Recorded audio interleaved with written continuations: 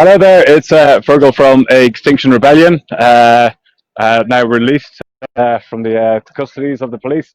We're here today in Piccadilly Circus. Right behind me just is Barclays Bank, and there's going to be a game of football is going to be kicking off. It's a different type of sponsored Premiership football. We've got quite a few different things happening here and different parts of the country yet again. Yesterday was an action-packed day. So much, I think Director Nix is going to show a little rundown of video. One of the main actions was blocking the corrupt media in this country. 5 billionaires control 70% of the media. So that was a very loud message. You'll see a little VMix there. We've got some disobedience kicking off as well. We've got in Trafalgar Square, we've got citizens' assemblies. And we've got, after 3, if we're still streaming, we've got some with the indigenous tribes. Are going to be doing something very, very special, so stay tuned. So I'm just going to walk over here. So if you can just see behind me, what we've got here is Barclays. They're the proud sponsor of the Premier League. They also, since 2015, since the Paris Accord was signed for mandatory CO2 reduction targets here and around the world, Barclays Bank has been responsible for a staggering £85 billion worth of investment in hydrocarbon, that's fossil fuel extraction. And we're here to tell them this is simply not good enough. Here we go. Hey, what's going on here? Okay, all right. So basically today, guys, we have a pop-up football match. This is a okay, all right, okay. I've never done one of these things before. Beautiful. Okay, so we got a pop-up football match. We got a bunch of football fans, football players, friends, climate activists, all that coming together just to make a little bit of noise, bring hopefully some climate conversation to the beautiful game. It's our national sport, and nothing exists yet. Like, there's no conversation about it. And I think, just as a precedent, it's been quite interesting what we saw recently. Boris Johnson says no, Rashford says yes, Boris Johnson says yes. The weight that footballers have in modern society is pretty incredible, and nothing's more important than like mitigating climate breakdown, or whatever you want to call it, climate warming, climate change, global warming, whatever. And that's what we're here to make a noise about. We're mainstream science tells us one thing, and everybody understands that Extinction Rebellion and other movements have done a great job of getting institutions to declare a climate emergency. And then you've got Barclays, who have invested over the last 5 years £150 billion into fossil fuel projects around the world. Now, trying to comprehend that number is pretty silly. I can't even do it myself personally. I'm just throwing these figures about, but and that's terrible. It's criminal. Not only are we trying to become more sustainable and carbon neutral, we're accelerating in the opposite direction. And we know that, and someone's got to be held accountable for it, right? Because if no one's held accountable for it, then what sort of society are we living in? So Barclays, we know, well, most people know that Barclays sponsor the Premier League. Well, actually, so yeah, of course, every football fan knows, associates Barclays with football in the UK, especially with English football. But I mean, it is an international brand. Barclays is still the official banking partner of the Premier League, which is very significant. And at the same time, it's very interesting. I'm a big football fan myself. Yeah. A report came out recently, and it said that. Okay, I've got to go. Okay, it looks like the game is actually about to kick off. So let's just watch. Is the game kicking off now? It looks like the game's kicking off. Yeah. So they're playing a game. They're playing a very own Barclays Premiership game is starting in front of Barclays Bank in Piccadilly Circus. It looks like the teams are getting nicely warmed up. Okay. I want to see some prime fat Ronaldo from you up front today, okay, mate? All right, guys. I want to play a game. I want us to go in hard for the tackles, but I want us to go in fairly. I want us to play the beautiful game how it's supposed to be played, okay? Yeah. All right, let's do this. Go. It's exciting. Oh, it's a referee. I'm your referee today. You don't need to know my name. Just call me sir. All right? When I blow my whistle, stop immediately. Sir. Now, I know you lot by reputation. I don't want any funny stuff. Yeah? No, sir. No funny business off the ball. No little tricks. I've seen it all. I won't. All right? Okay. Got a yellow and a red card, and I will use it. Right, good. Yeah, the game is about to kick off right now. Here goes the crowd. The crowd is shouting. There we go. How you feeling? How you feeling? Gonna wipe the floor with those dirty hippies. Yeah. Get a job! You're going to get the hippie. So who are you representing? I'm Sharkleys FC, the finest of all banks. Sharkleys FC. Did you know we invest more than any other bank in fossil fuel industries? And we are still the supporter and sponsor of the Barclays Premier League. How good are we? Well, that's open to debate. I know who I'm going to be supporting today. Let's have a quick word. What are you doing? Hi, I'm part of the Sharkleys team. Yeah, I was a bit busy today. I wasn't sure if to come because I got a few meetings, you know, a few contracts to close, and yeah, I'll see if I can do some work from here. We have to still invest a lot more in fossil fuels. So okay, well, yeah, I would say good luck, but sorry, I'm cheering for the other team today. oh well. There we go. Come on, guys. Okay, so it's about to kick off. Oh, it's going to shoot across here. Sure you don't let in any goals, okay? Come on, I'm going to be cheering for you guys. So this is a pretty exciting game that's going to be starting. I'm just going to run out here so you can just see a bit of the will of what it looks like from Piccadilly Circus. There you go. There we go. So this is you know, it's free to watch. We've even got people giving out. Excuse me, sir, are you giving out information? Is this the program for today? Yeah. There we go. I've got a program as well. Yeah, program. Yeah. Let's have a quick look at the program. Yeah. Welcome to Sharkleys Super Saturday. Showdown between Sharkleys and XOR Football Club. So we got XOR Football Club. Oh, look at it. Some nice footwork's going on at the moment. These guys are stretching up. The referee's a banker. The referee's a banker.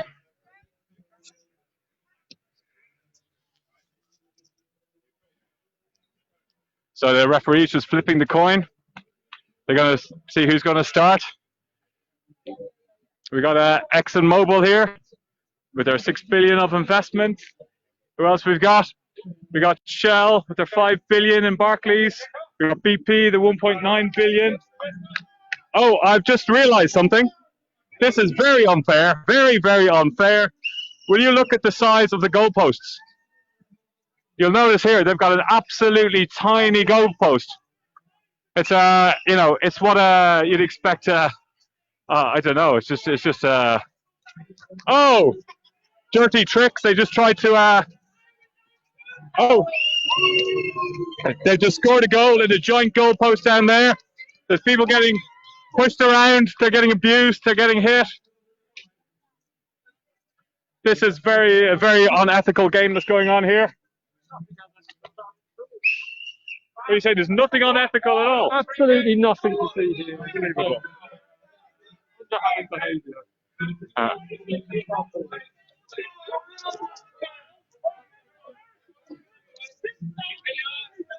So Barclays Premier. Oh!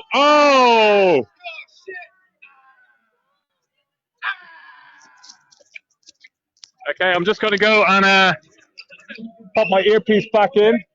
I might be getting given out to by the second referee, which is Director Nick. Director Nick, everything okay? Yeah, I think so. Okay. Yeah.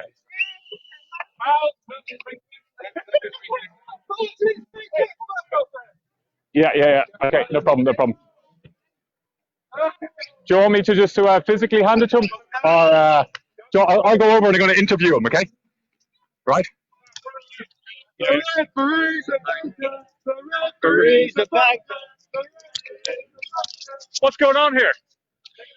Well, the game is rigged and the referee's a banker. As you can see, we've got one tiny goal and one massive goal. And obviously, this is a completely. This is just like the climate crisis. Because Barclays are rigging the game. They're putting billions and billions of pounds into wrecking our climate, and at the same time, everyone loves them because they're a sponsor of our beloved Premier League. That's awful. There you go. Turn around a bit. There you go. Yeah. And so, what do you know about ethical banking? Well, I don't want to recommend any specific bank to anyone because I'm not a financial advisor, but I can tell you that Barclays is by far the worst bank in the UK. It's not the worst in the world, but it's the worst in the UK for investing in fossil fuels. What do you feel about football and climate change? Well, it's actually quite intertwined. I mean, I'm a massive football fan, and I know I'm pretty fed up of Chelsea and Manchester City winning the league all the time when clearly they've got all their money from oil and gas, from United Arab Emirates and Russia, and even all the other billionaires can't compete now. It's completely ruined the game. Now we're having to bring in things like VAR just to keep up with the money side of things. It's not what fans want to see. Okay. Oh! Thanks for that. Anything else you want to add? Yeah, I think that everyone should follow XR Football UK and we'll be doing more things, not just around Barclays and the Sharkleys actions, but just to really get in deep into the way that football being compromised by the oil and gas industry and by the banking industry together. I'd also just like to say one thing about sharks. So sharks are actually lovely creatures. They've got a really bad reputation, and it's a little bit unfair on sharks that they're getting put in the same boat as Barclays, the most evil bank in the UK. Thank you, Michael. Keep up the good live streaming. Thank you. There we go. So getting to interview excuse me. So just can you explain what's on the information you're handing out? So we have a nice lady here who's handing out flyers. So in a nutshell, what does it say? That's in 2015 we had the Paris Agreement, right, to which Barclays agreed and thought, and agreed with the facts. But then since then, Barclays has invested 180 billion in fossil fuel, of which 30 billion last year. So basically, their financing to fossil fuel has gone up, and it's just gone up every year. Right. So if you think about any projects around the world or in any country that is controversial, Barclays is involved, and this cannot be. And I heard that there were linked before in a very dark history in Africa and yes, and so this is kind of summarizing in a nutshell a few of the projects that they're involved in. Some of the big companies that they are financing, and you can see the numbers there, right? ExxonMobil.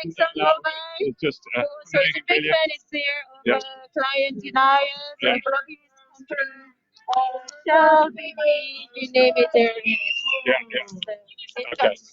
It's got to stop. It's got to stop. Okay. Going to put my earpiece back in and see if Director Nick is shouting at me. There we go. So absolutely, it's just shocking what's happening here. It's all foul play. They're getting pushed around. They're getting, it's so unfair. Look at the size of the goals here. The goals here are, 6 times, 7 times, 8 times the size. The goals down here are absolutely tiny. How can we have a fair game? How are we supposed to have a fair match if we don't even have a level playing field? That's what we're looking for. Yeah.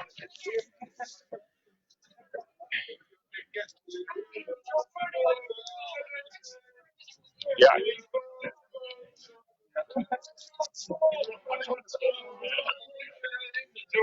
To the media. Yeah, so I'll do 1 minute talking about the media, yeah? Okay. And then you play the video? Okay. So yes, there was a direct action on News Corp. There was entrance and exits into the printing presses were blocked by a lot of very brave rebels. And this is people are saying, well, why are you attacking the free press, the free media? Well, you got to remember, the media in this country is not free. Okay, we're talking about there's 5 billionaires who control over 70% of the media in this country. There's nobody around me, so I'm just going to pop this up. That they control 70% of what we see, what we hear, what we form our opinions on. And the media is actually failing us. They are not telling the truth. They're not talking about the ecological climate emergency. They're not reporting about why so many people here and up and down around the world are taking to the streets. They don't want to know. It doesn't fit in with their narrative.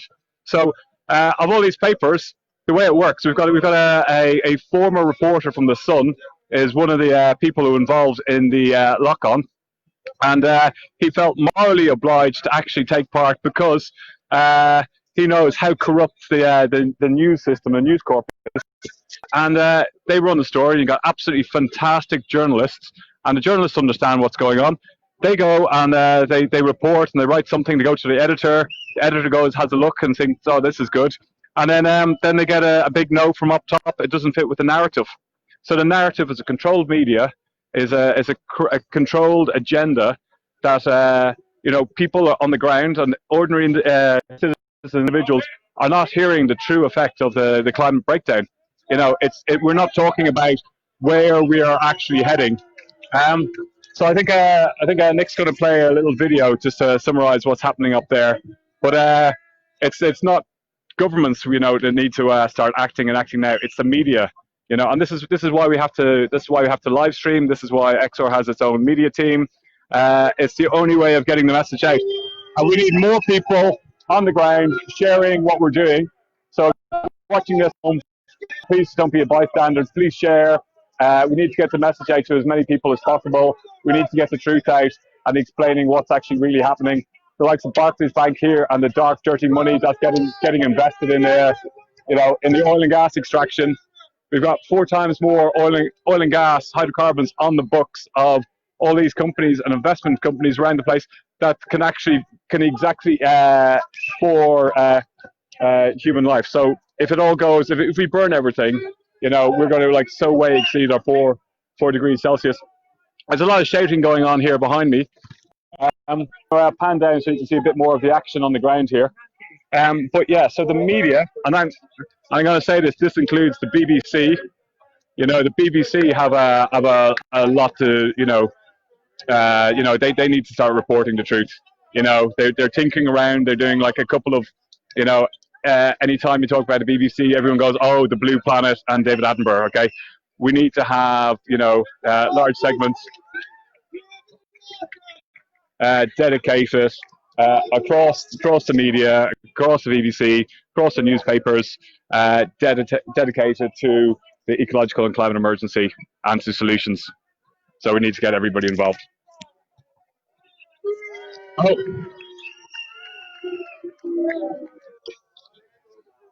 So yeah, so we're going to go now. We're going to show you a video of what's been happening yesterday.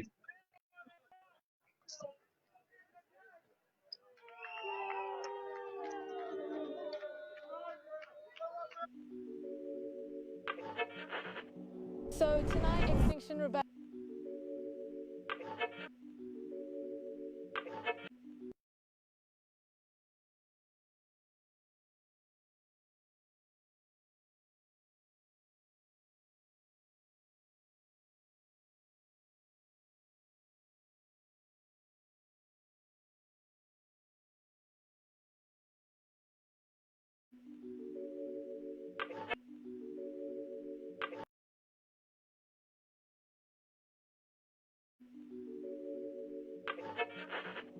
So tonight, Extinction Rebellion is outside this printing press, which prints The Sun, The Times, The Financial Times, The Telegraph, and The Daily Mail. And we're blocking it because these papers have consistently failed to report the climate and ecological emergency accurately. Just 5 billionaires own 70% of the British media.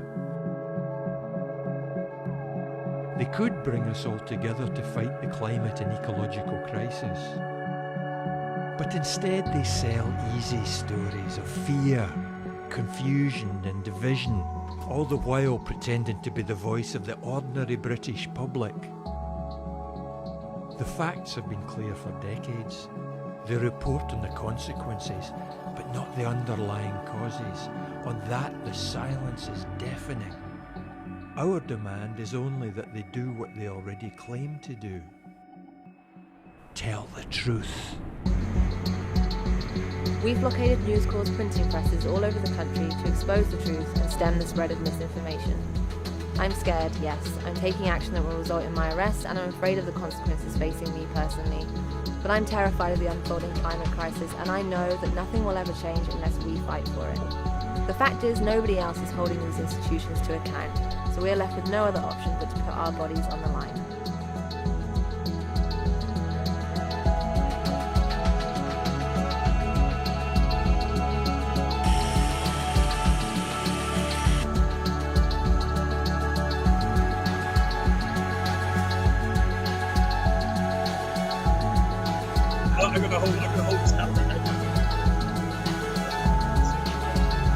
Okay.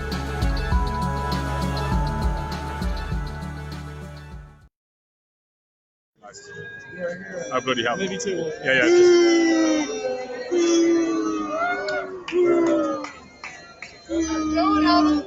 Sorry. There you go.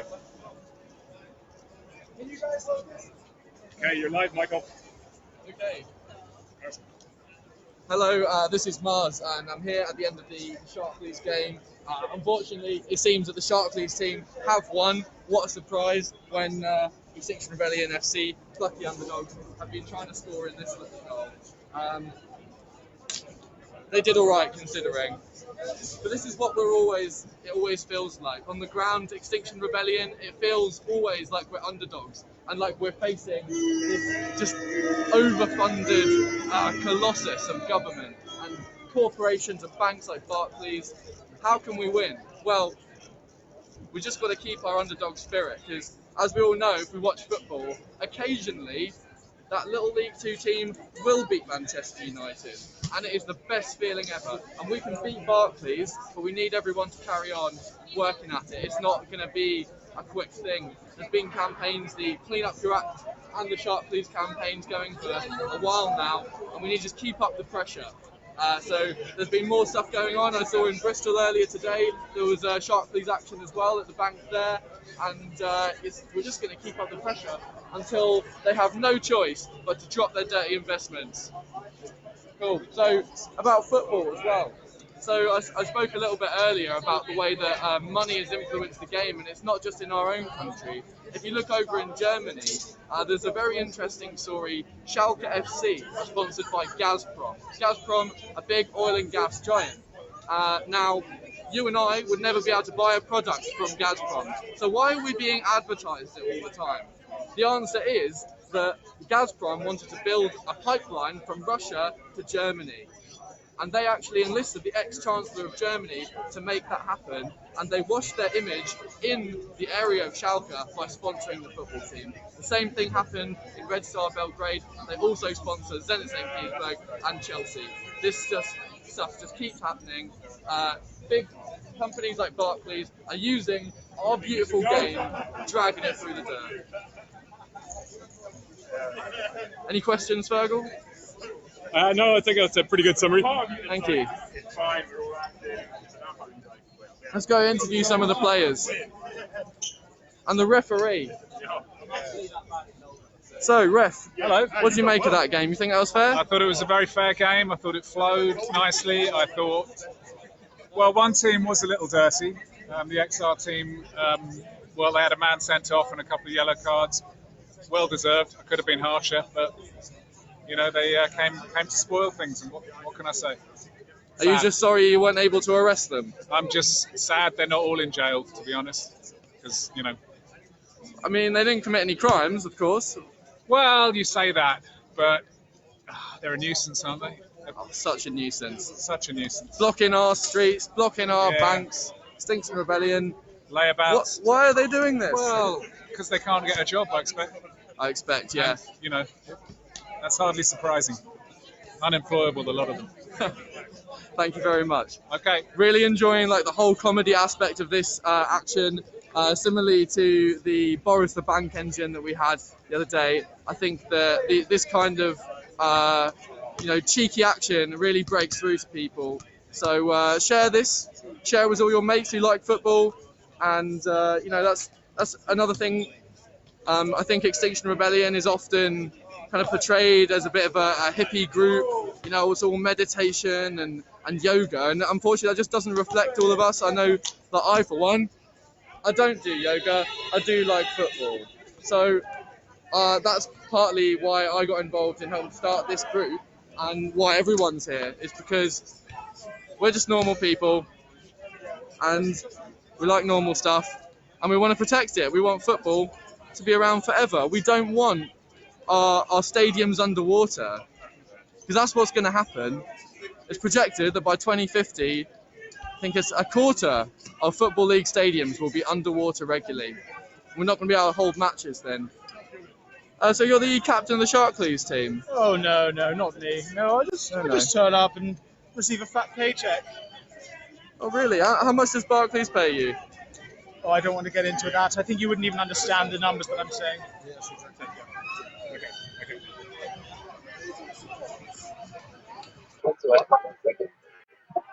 So just heard from Director Nick that there's something quite amazing happening in Buckingham Palace right now. So let's go over live to Buckingham Palace and see what's going on over there. Okay, there you go, mate. Oh, introduce. Speak to the. Hi, so this is Nick. We're outside Buckingham Palace in the centre of London, where we're here with XR and we're having a bit of impromptu disobedience. We've got loads of fabulous rebels here, we've got a bit of music, everyone's been dancing, having an amazing time, so I think we're cool to come around and actually have a look at the awesome outfits. So here we are, we're outside Buckingham Palace, obviously head of a monarchy, not exactly a big fan of the monarchy. It's a fairly chilled atmosphere at the moment. There's a few police around, but it's maybe fairly peaceful, really. We've got a bit of music going, we've got some rebels jigging about. So we've got views over the city, we've got the massive construction on, and I can't help but whenever I see the palace, I think this could be put for far better use for the public. We've got massive problems of homelessness in this country, such inequality in the wealth the way it's spread around the country. So I think it's good that this is actually normal people out on their Saturday at the weekend enjoying themselves. There's a lot of distance between people. Basically everybody I can see except maybe the police are wearing masks. So there's a lot of space between people. And it's actually really lovely atmosphere. It's a beautiful sunny morning here. Afternoon now, sorry. So a beautiful afternoon here, so it's actually a really lovely vibe, and it's nice to actually see people enjoying themselves while still respecting the COVID regulations. So beautiful atmosphere. Look at the girl just over here, nice little stripy outfit, chilled down thing there. She's loving the music. Other people there, nice girl there, some nice moves in the high vis. And earlier, of course, they were all coordinated, dancing to disco. Okay, so I got here just a bit too late for that, so of course the classic Staying Alive by the Bee Gees, which became a theme song called Disobedience, and that was first started by some awesome rebels in Madrid for the COP 2019 conference last year. Sadly, no COP 2020 this year. We were supposed to be having COP in Glasgow, and it's a really crucial time. We've just had the CEE, that's the Climate and Ecological Emergency Bill, that was actually tabled in Parliament the other day. So that's actually really essential. That's going to be debated in full in April, and it's actually a really good opportunity. We can actually bring about some change that will actually become law in this country. That means we can actually stop climate and ecological collapse we're currently suffering underneath. According to the government's own independent CCC report that was published a few months ago, we're actually on track for 4 degrees of warming at our current rate. Post-industrial revolution, we're actually almost over 1 degree warming levels. And even though the Earth has been hotter or colder over the millennia, all those times there's never actually been life on Earth in the same way. Not human life, not the same animal life that we know. So we're not just talking about extinction of the human race, we're talking about the sixth mass extinction of literally all life on Earth. Oh, we're in the middle of a sixth mass extinction now, aren't we? We are. This is actually, we're almost reaching a crescendo of it in a way, and it's only going to get worse. So we've already seen fires in Australia last year, which actually wiped out, was it 500 million animals? I think it was rated at, and some species of those animals are now extinct forever. I'm fairly sure in our lifetime we will actually see complete extinction of animals like the polar bears in the Arctic with thinning sea ice. Oh, we've now got some awesome hula hoopers going on here. Sorry to just cut away just like that. I was distracted by the awesome hoopers in the background there. So that's not the best segue there at all. Yeah. And of course, we've just read the letter to the Queen, urging her to address the climate and ecological emergency. That would actually be an awesome start. So even though I'm not a fan of the monarchy, if actually our head of state could actually maybe use some powers hours in civilisation and doing nothing like it normally happens, that would actually be really amazing, because that could actually have a real influence on some people that may not be aware of the ecological and climate crisis that we're currently facing.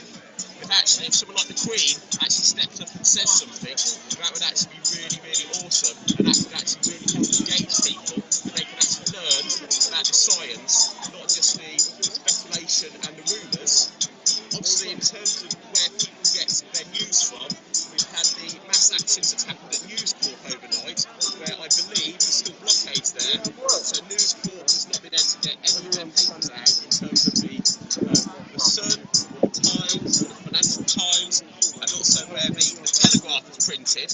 So these are right-wing, far-controlled media. Is actually 70 or 80% of the media in this country is actually owned by just 5 billionaires.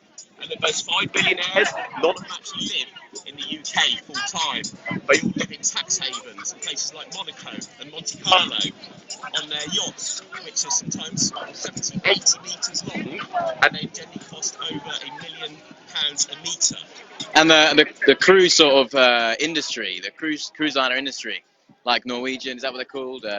They are some of the most polluting industries on the planet. I think it totaled out like all of the main sort of commercial cruise ship companies, like Norwegian. They actually release more CO2 into the atmosphere than all the cars in Europe.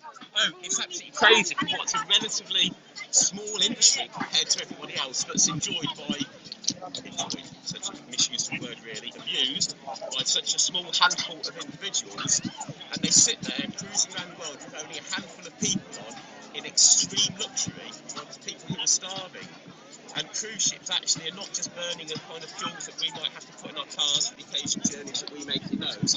We're actually using a heavy diesel oil that's actually really, really polluting. It's not regulated anyway, has exceedingly high outputs of NOx and other really poisonous gases.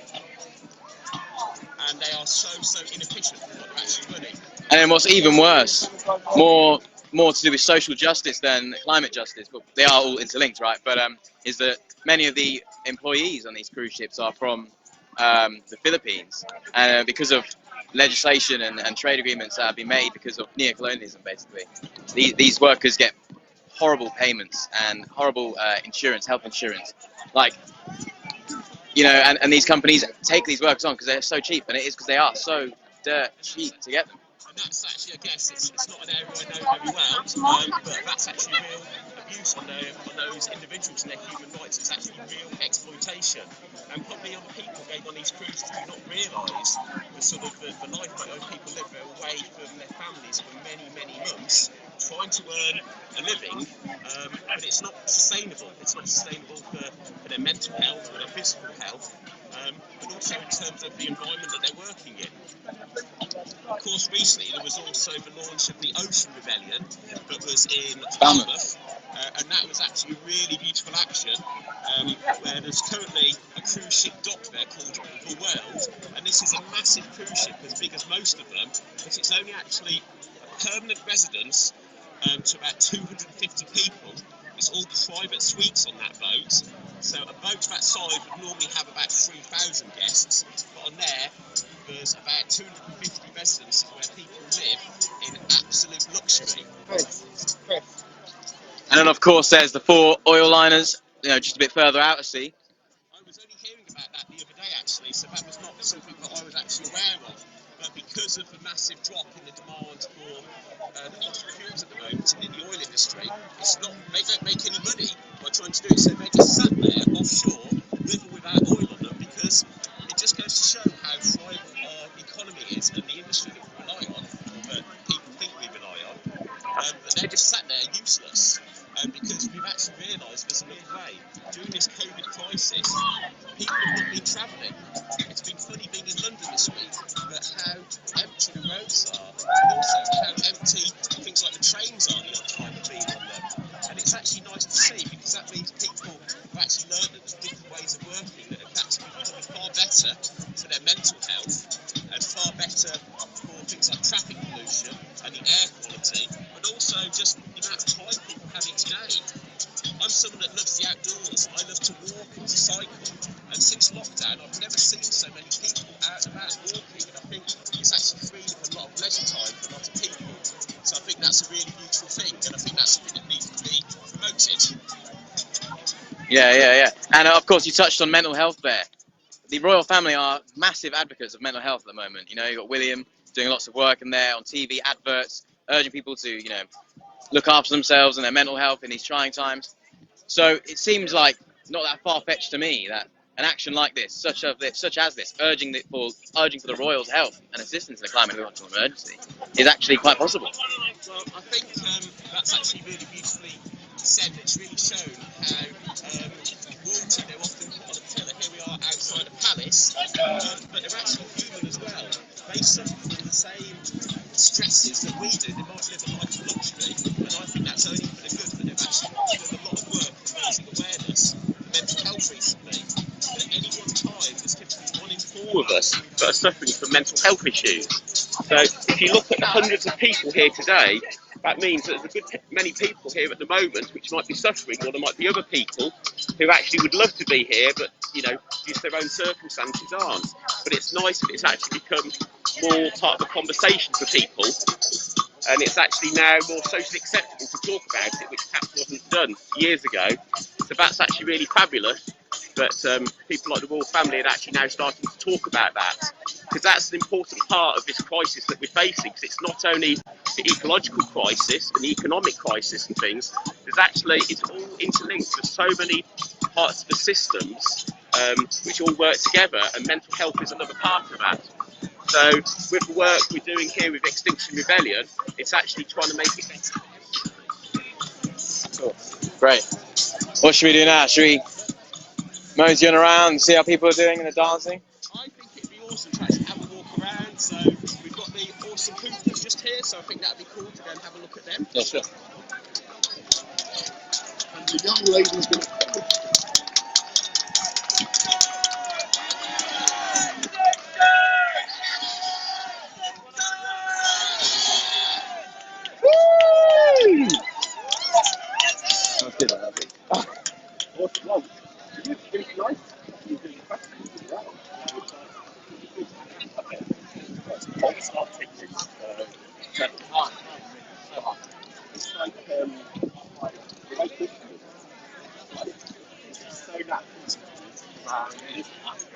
I know we write some meeting notes, Harry remembers all that stuff, but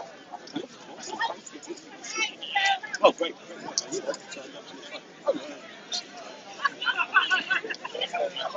I took some footage earlier of the disco in its sort of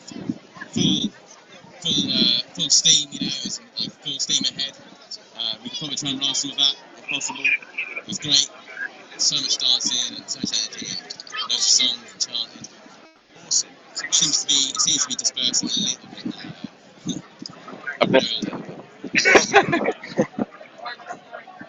Yes, I'm not sure people are maybe heading back to Trafalgar Square, obviously just along the mile where there's been a citizens' assembly.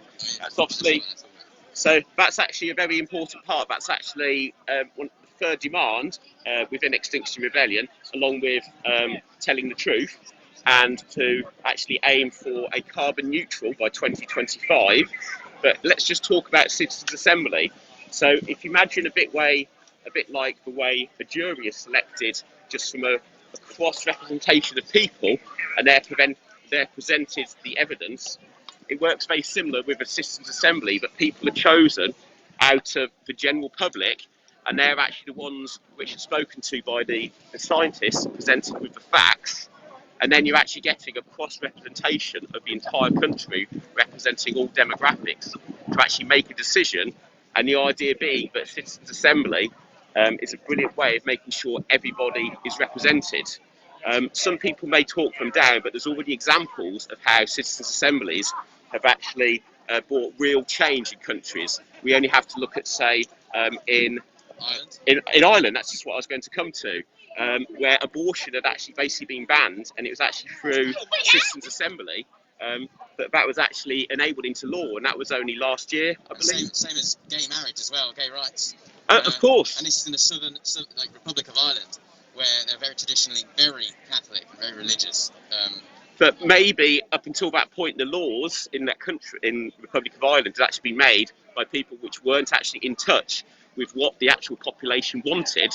Obviously, a very strong Catholic country as well. But it just goes to show that if you actually give normal people a voice, it actually means you can actually get something that represents the real community.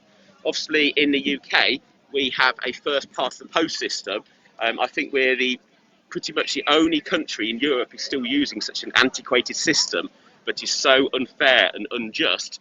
But it basically means that a handful of people can be in power, but they're not actually representative.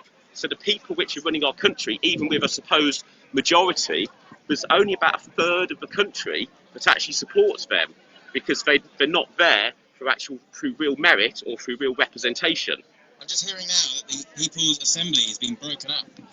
I was quickly here through to Nick to see if he's able to tell me about that. So that goes to show how against it that some people may be, but they want to actually disrupt something that can bring real equality.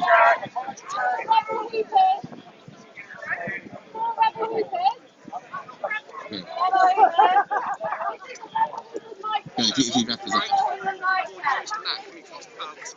Just down the mall, just a few miles that way. So we just have a walk around outside the palace here and get some more. Sure. I mean, that's just devastating, isn't it? Like, it just sort of explains the sort of democracy we live in right now. Trafalgar Square has been shut down, with police. Like, all they're doing is the same thing we're doing here, really. Having a little bit of fun, a bit of an event, a bit of music. And it's not like there's actually a lot of traffic in the city centre of London. It's actually very easy to use public transport in London, which is fabulous the way the system works here. So there's no need to have the traffic here. So why don't we put this on next week? Imagine if this was the road. If this was the road outside of your house, couldn't this all be put to much better use? I think my house could easily fit in a fraction of this section of road here.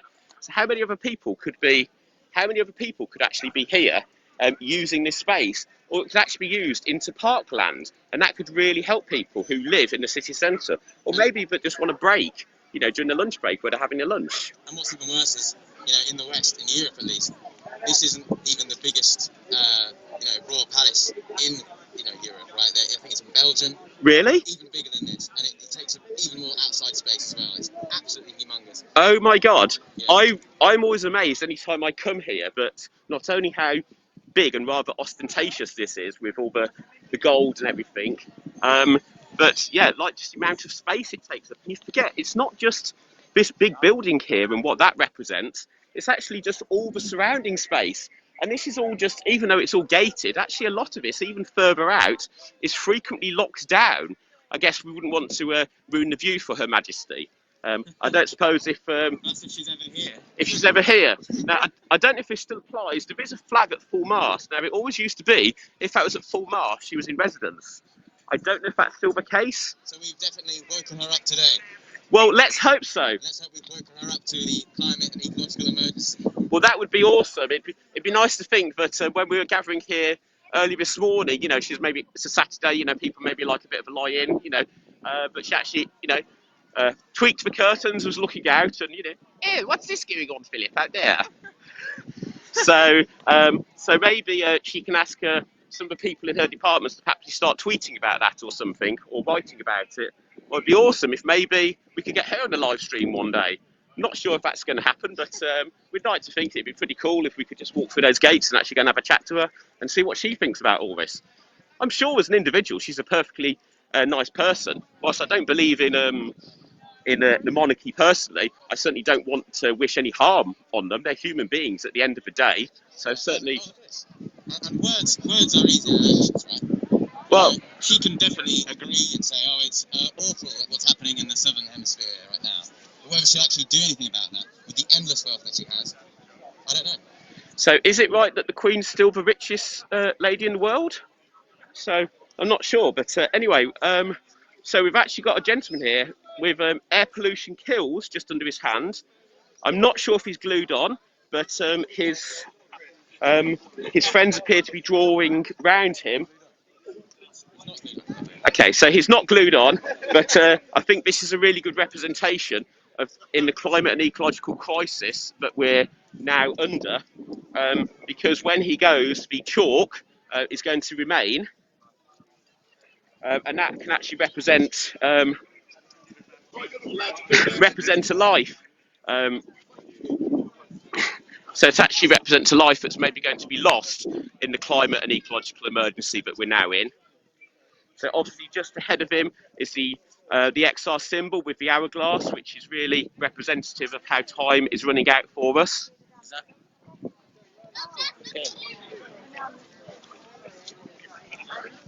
Let's just go and have a look. Let's see what Nick's saying.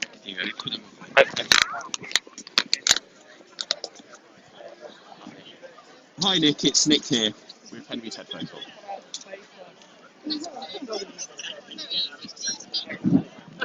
Yeah.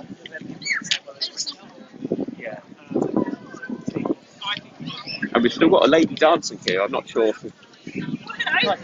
Oh, is that Sarah? Oh my God, Sarah! Look at you, looking fabulous. Oh, thank you, darling. I need to make an effort. Oh, I know. It's sort of well, I've never met you in real life, so this is so fabulous to see you. So I don't think we're live at the moment, but we're just. Oh, we're live. Okay, so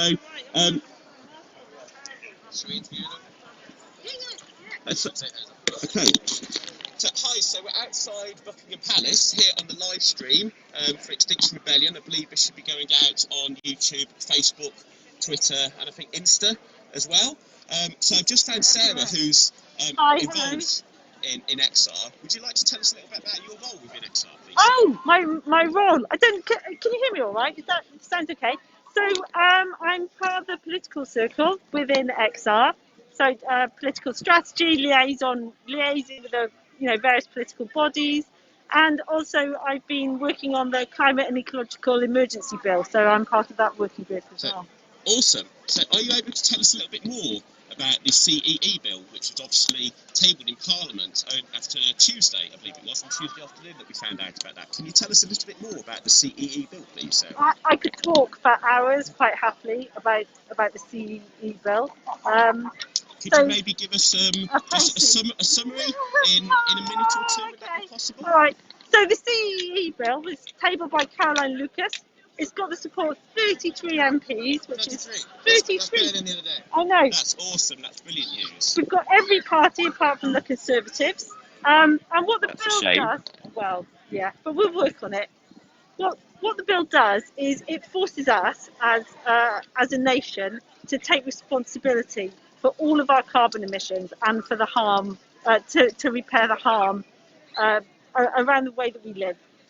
And it does that by calling on the government to use the Citizens' Assembly to find out how we get to a world that repairs the damage we've done and allows us to stay under 1.5, or at least has a realistic aim of staying below 1.5. And it says you have to take account of your emissions to do with aviation, to do with shipping, and to do with the consumption of goods of everyday life. You can't just say those are China's emissions because it was made in China. So it's calling on us to be accountable and responsible.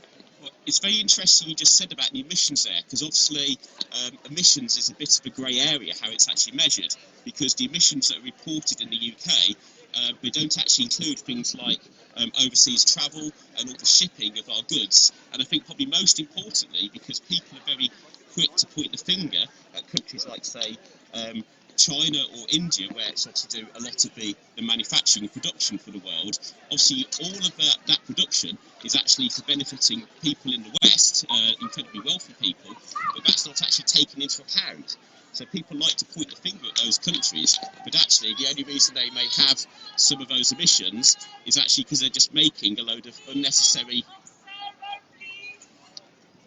So it's actually producing goods that we don't really need to actually feed the mass consumption. So yeah, you're absolutely right. So the bill addresses that, and it says if you're going to consume this, you have to take responsibility for the cost of it, and you cannot outsource the debt and the burden to these other countries. You you using it have to take responsibility for it.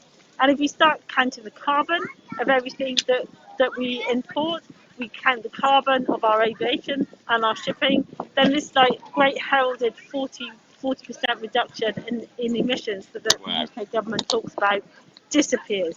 We've basically stabilised our emissions. So you can argue, well, at least they haven't increased, but that's, you know, that's not what we need to do. We need to drastically reduce our emissions, and we haven't done it. And what we've done is we've played an accountancy game. Yes, it's just, yes. I believe the term I've heard with this, it's rearranging the deck chairs on the Titanic. I'm not sure if you've heard that one said, but this is how the government's response has often been with some of these things, that they claim to be doing things, but it's actually woefully inadequate. You know, I think it's worse than that. It's not even rearranging the deck chairs on the Titanic. It's basically we're still travelling at speed towards the iceberg. Wow. You know, that by not taking on board all of our emissions and our totals, we're basically just continuing with the harm. That's actually a really sort of poignant metaphor, really. But and the way it feels as well is that maybe instead of actually trying to take evasive action on that, we're actually still seem to be, you know, pushing the power down and speeding up towards hitting that iceberg. And we all know what happened with that one, sadly. So yeah, I heard the expression "why race towards oblivion." Yeah. So that, in a nutshell, that's what the CE bill does. It actually means that we have to recognise that issue. We've got to take that on board, and we have to start actually aiming towards planetary repair and stop doing and stop damaging our natural home. And it was really beautiful here earlier on. So there was a die-in, and during the die-in, there was a letter read out to the Queen. It's going to be sent to the Queen, and it made the point that our government is failing to protect us, and asking for the Queen to support the climate and ecological emergency bill, because it's an emergency. She's not meant to support legislation. She's not meant to get involved in politics, but this is an emergency. So, you know, as head of the Commonwealth for all those countries who are being impacted right now, you know, by what's happening to our world, then she needs to take action, and that was called for today. So I think that is obviously very powerful action. That was just as I was driving in, and I've seen die-ins before. It was such a contrast coming in, and how we're outside Buckingham Palace here, and I'm walking into this area where it's normally quite a celebratory atmosphere, and it was quite a sombre mood seeing everyone dying there, and I felt quite emotional walking in and just seeing that. Yeah, and changing it from what was, you know, quite a joyful thing and lots of fun, like disobedience, which was really good, to actually and to be warm and to be inclusive and to have fun, but to also say, do you know what, there's a really serious message for us being here, and it's about our lives. You know, highlighting the contrast between the two things, and that's obviously a big part of what Extinction Rebellion is. It's just actually educating people and making people aware, and perhaps making people stop and think. And the more people can actually pause and stop for a second, we're not asking everybody to be perfect, are we? We're asking it's far more effective if everybody is doing things not quite perfectly, as opposed to just a handful of people doing things perfectly. Yeah, well, so we need to come out, we need to be on the streets, we need to have fun, but we have to remember that, you know, it's disobedience, and the name of the game is to put pressure on our government to act. So yeah, keep having fun, but we have to keep being here. Well, and just finally, so for anybody who's watching this who maybe isn't involved in Extinction Rebellion, and commonly known as XR, for those that don't know that, so what's a really good way that people can get involved? And obviously you said about the bill, perhaps you could talk about getting involved in XR, and also how, even if at the moment people don't feel ready for that, because I believe there's a call to maybe write to their MPs about supporting the bill. So there is a website, it's cebill.uk, I'll just turn that off. So it's cebill.uk, and on there's a whole list of actions that you can take to support the climate and economic, to support the bill. Let's just call it the bill. We should have called it something else. So there's a whole list of actions you can take there to support the bill. And yeah, write into your MP and keep writing to your MP saying, will you support the bill? And if your MP is one of the 33 that has, then let's show them some love and say thank you to them. Well, I definitely believe credit where credit's due. So definitely. So well, thank you ever so much for talking with me today. So we obviously just passed you here, and it's like, oh, there you are. So no, awesome to actually see you, and thank you for talking. Well, thank you for coming out and doing all of this. Yeah, it's marvellous. It's just, it's show on the road. We're all displaying our part because it's something we all care very deeply about. So, were you dancing earlier? Were you doing the disco stew? Yeah. I was dancing. I got photographed as well. Awesome. So, go on, bust a move. Do it like the. Yeah, it was quite the spectacle. Yeah, everyone was. It's not fair making me do that. I'm going now. Oh, awesome. Thank you ever so much, Sarah. Have a nice day. So we're with Greta here. We've got about 16 police vans. We've got how many we got there? 20 bikes, more vans down there. They've just started doing some arrests. We've got one person on the floor being arrested right now. The number, as you can see, the number of police is completely disproportionate.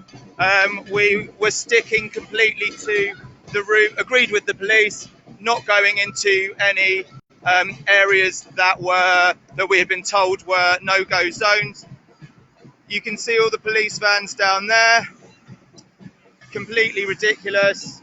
We are having a completely peaceful, beautiful protest with the samba band playing, fantastic outreach, a lot of support from the community, and the police have come in and shut it down. Again, this is Priti Patel trying to stamp her authority, trying to take down our spirits, which is always going to fail. And if anything, this just creates more hype. People can see the extreme overreach of the police here, to about 30 people marching around. Luckily, we've got the samba band still going, keeping spirits high.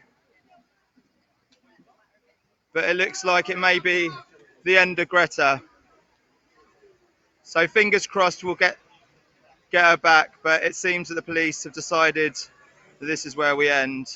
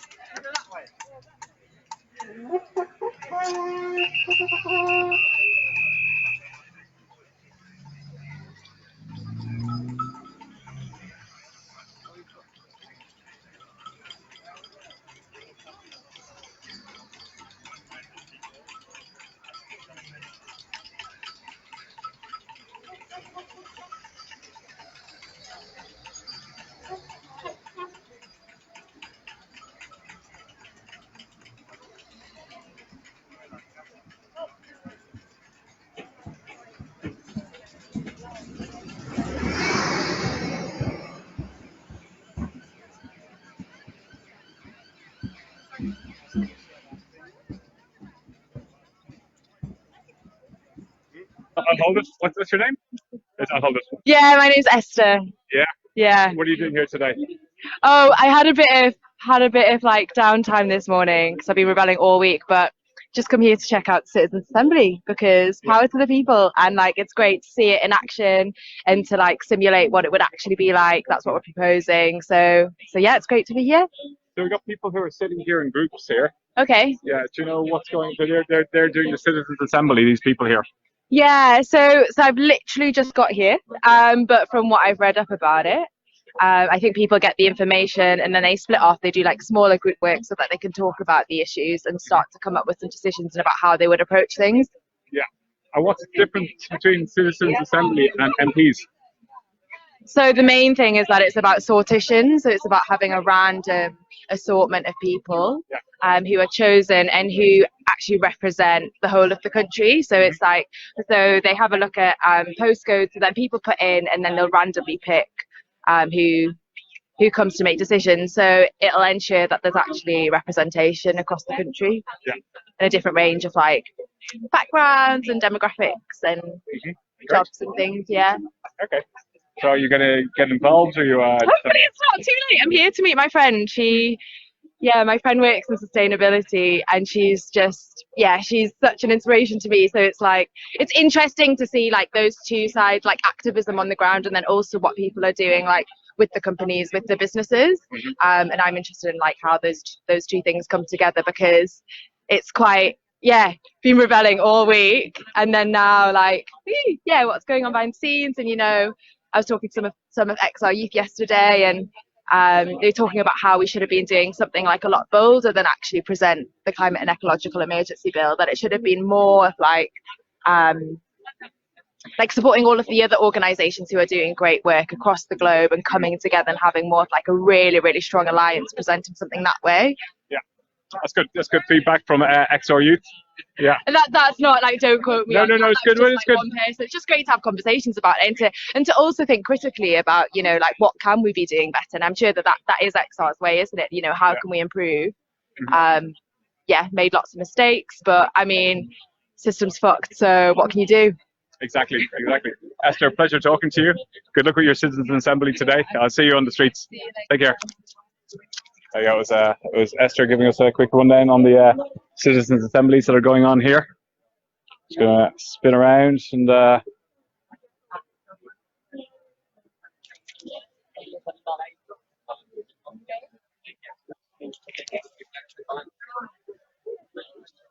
yeah. Okay, I'll see if I can find somebody else to talk to about the citizens' assembly. I'll just do a couple of more panning around, some things to cut in.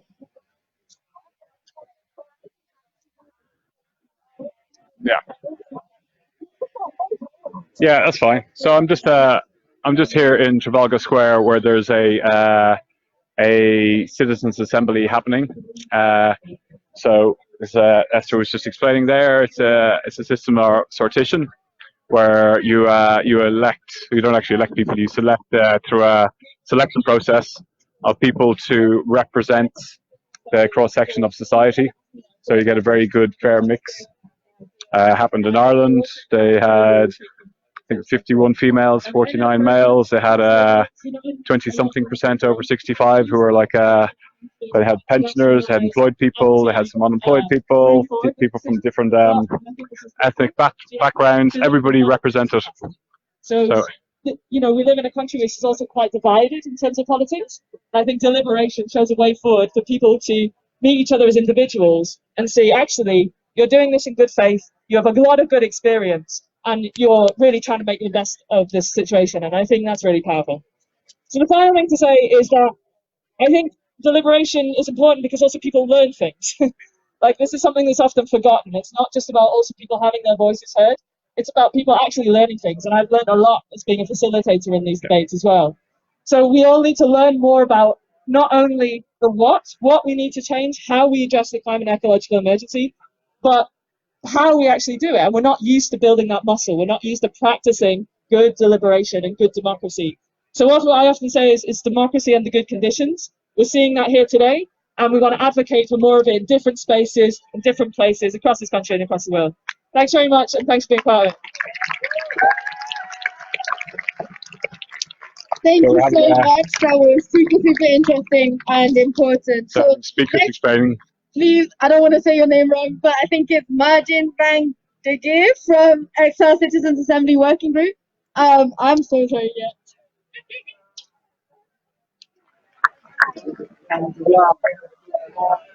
Okay. So we got some yet again unbelievable scenes happening here in Trafalgar Square. Just going to ask for an update on. Okay. So I'm not too sure what's going on. I'm just going to just keep on going. The police there's a very heavy police presence that are intermingling with everybody. They're moving people on. I don't know exactly what they're saying. It looks like there's some different type of police power.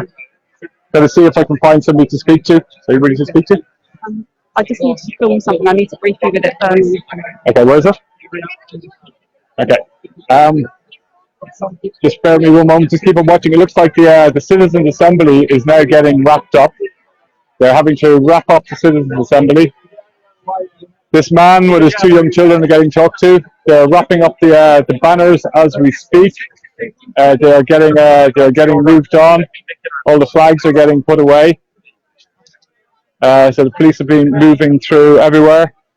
We've got now the banners have been wrapped up. The speaker is now getting wrapped up as well. The police are watching the banners and the speakers getting wrapped up. There's a lot of discussions going on with police officers and people on the ground. The police are recording different people. They're coming in groups of 3s and 4s.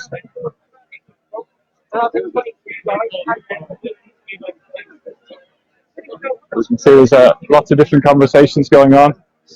Got these kids here. I'm just going to run down here and have a listen to what's going on here.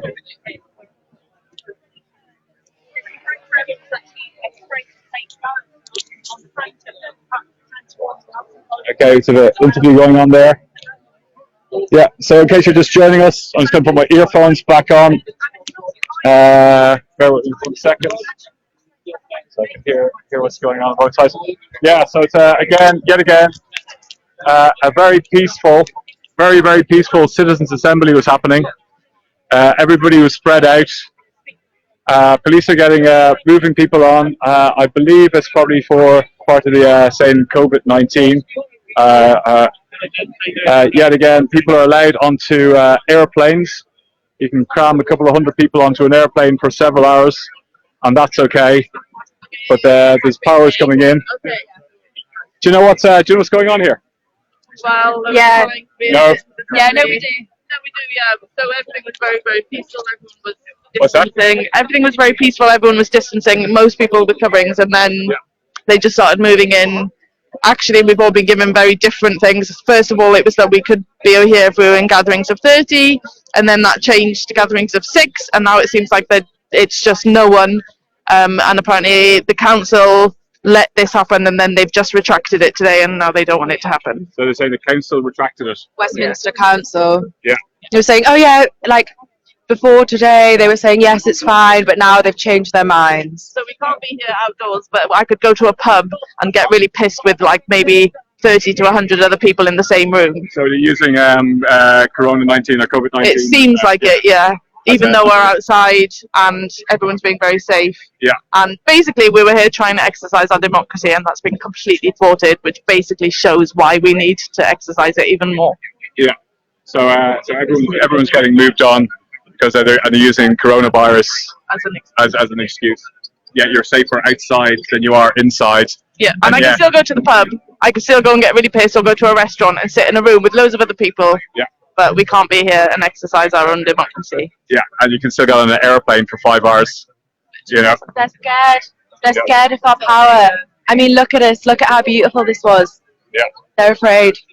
That's it. Ironic to come and do it when we're actually just trying to. Yeah, absolutely. Just going to see what's going on here. Whoa.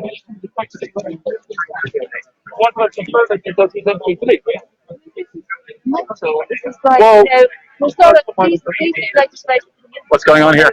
Yeah. So what's going on? In a fixed penalty notice for corrupt failing to disperse. Yeah. That's according to the police officer. Yeah. Constable Quick is giving him a ticket for not dispersing. His number is AS1128. And the boy is currently being detained, and he's not letting him leave. He's detained? Yeah, he's detained. For not leaving? Yeah. Okay. These are unbelievable scenes. There's people getting detained now for not leaving. We've got the very busy legal observers are watching what's happening. So it looks like they're starting to detain people now. Everyone's getting dispersed. They're claiming because of the coronavirus outbreak. We literally don't know one another. So it seems to be they're going around talking to people one by one, or groups of two, saying that they have to disperse. It's going to have a chat with them. What's going on? Oh well, so we were holding a citizens' assembly. Well, actually, we were talking about the citizens' assemblies here at Trafalgar Square. Yeah. We were holding a little people's assembly to talk about how to upgrade our democracy. And police started saying that actually this gathering is now unlawful due to COVID restrictions, and therefore they are threatening people with fines and arrests and so on. So yeah, a bit of a downer, isn't it? When you're trying to do your democracy, everyone was beautifully socially distanced. I have to say that everyone has reacted beautifully to all of this. But again, it feels once more as a bit of an attack to democracy in lots of different ways. Unbelievable, unbelievable, yet again. So the police are using coronavirus laws to disperse people. Yes, everybody here is, safe distancing, with masks on, outdoors. Yet you're allowed to still get on an airplane, you go to an airport, you're allowed to get onto a tube, you're allowed to go to a pub and get really, really drunk. And that's all fine, but you're not allowed to gather to have a citizens' assembly. So as you can see, there's more people here, like just talking to the police. So they're moving them on one by one. We've also got the people who are going to be here at 3 o'clock. So it looks like they're getting moved on as well. Also got the Harry Christians. Let's go see if we can have a quick word. Just going to check that I'm still on live. Yeah. So I had to pull this out. So we've now got a group of parents getting talked to by the police. Very peaceful. They're now having a nice little picnic. They're now getting moved on. Children are looking in a state of shock. So as you can see here, everybody is now starting to slowly move. We do have people who are now getting detained and getting arrested. Let's see if I can listen in on some of these conversations. Yeah, very, very, very, very heavy police presence. So obviously, again, things have come down from the top to whatever you do, just make sure you can disperse everybody. Yeah. What's going on here, guys? Just we're live on Facebook. For who? Sorry, for about Extinction Rebellion. Jesus Christ of God.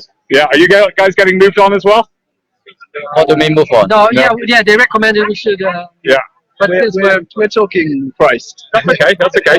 Yeah, which is fine, Yeah. And you're doing what you need to be doing. Yeah. Spreading the word. Keep up the good work. God bless. Yeah. There we go. So what's the latest update? What's happening? Do we know? No. Ask them. They're having a discussion about it. Yeah. London. What's going on here? Hey, Dean, why are you moving everybody? Sorry? Why are you moving everybody? So at the moment, there's a gathering of more than 30 people. Yeah. Okay, it's breaches coronavirus legislation. I'm really sorry, I can't, when you're sticking out my phrase. What's that? Brilliant, how you doing? Yeah, so you're moving everybody because of what laws? At the moment, there's a gathering here of more than 30 people. Yeah. That's a breach of COVID legislation, and we're asking people politely, respectfully to move on. Can we move down now? I suggest if you're not as part of a group of 30, then that would be reasonable at this stage. What's that? I suggest if you're not part of a group of 30 or more, that would be quite reasonable at this stage. I'm by myself. Okay, I'm just videoing this. May I ask why, sir? What's that? So it gets out, the truth gets out there, because we need to know what's happening. Freedom of media. I think that's brilliant. It's what I do. I'm a videographer, so I make sure the truth gets out.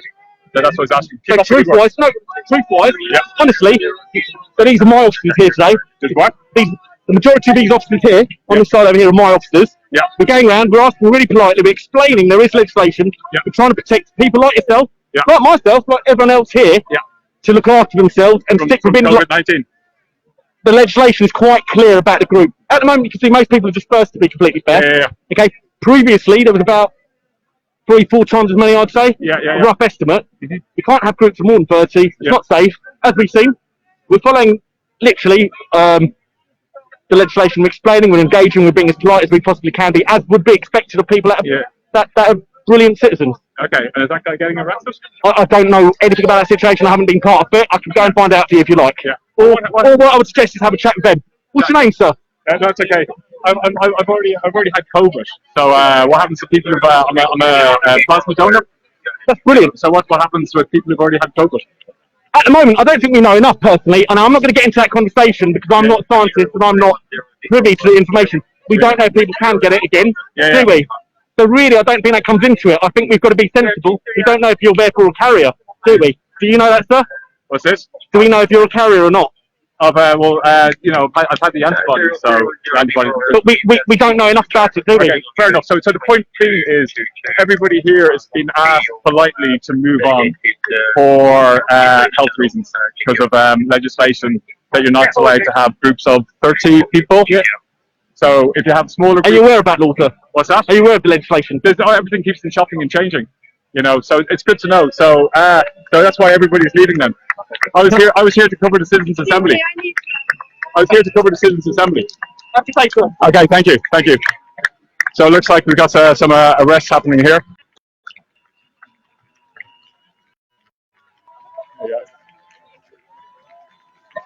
Have a quick look.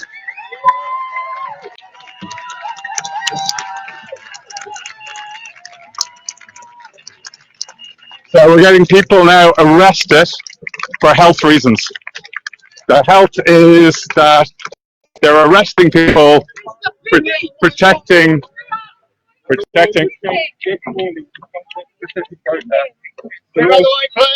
have a right to know which station they're being taken to.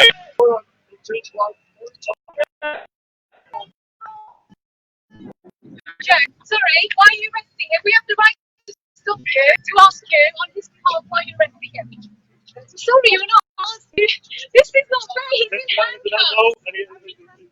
Which station is he being taken to? Weirdo, so we're asking you the question. Why are you arresting him? Handcuffs.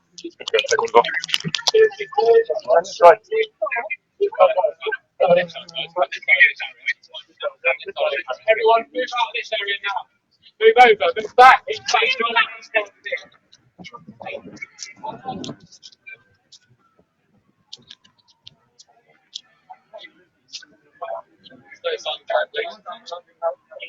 Why is he being arrested? Even though the legislation says that we are allowed to gather in groups of 30. Sorry, you need to answer to us. Why are you arresting him? Why are you arresting him? Don't take a caution. Do not take a caution. Don't take on your record forever. Do not take a caution. Do not take a caution. No comment. No comment, no caution. No comment, no caution. Caution will stay on your record forever. Do not do it.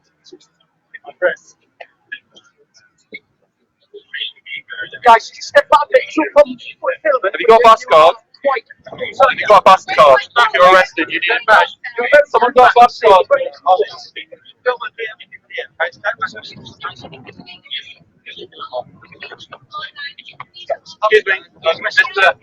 Excuse me, chap who's got arrested. But, and then I will, but not when you keep crowding. He's got one, that fella's just given one. I'll give another one if you want, but he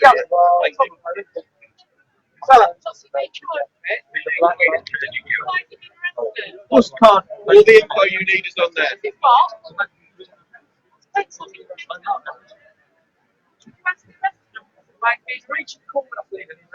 Breach of COVID? Yes. Portion.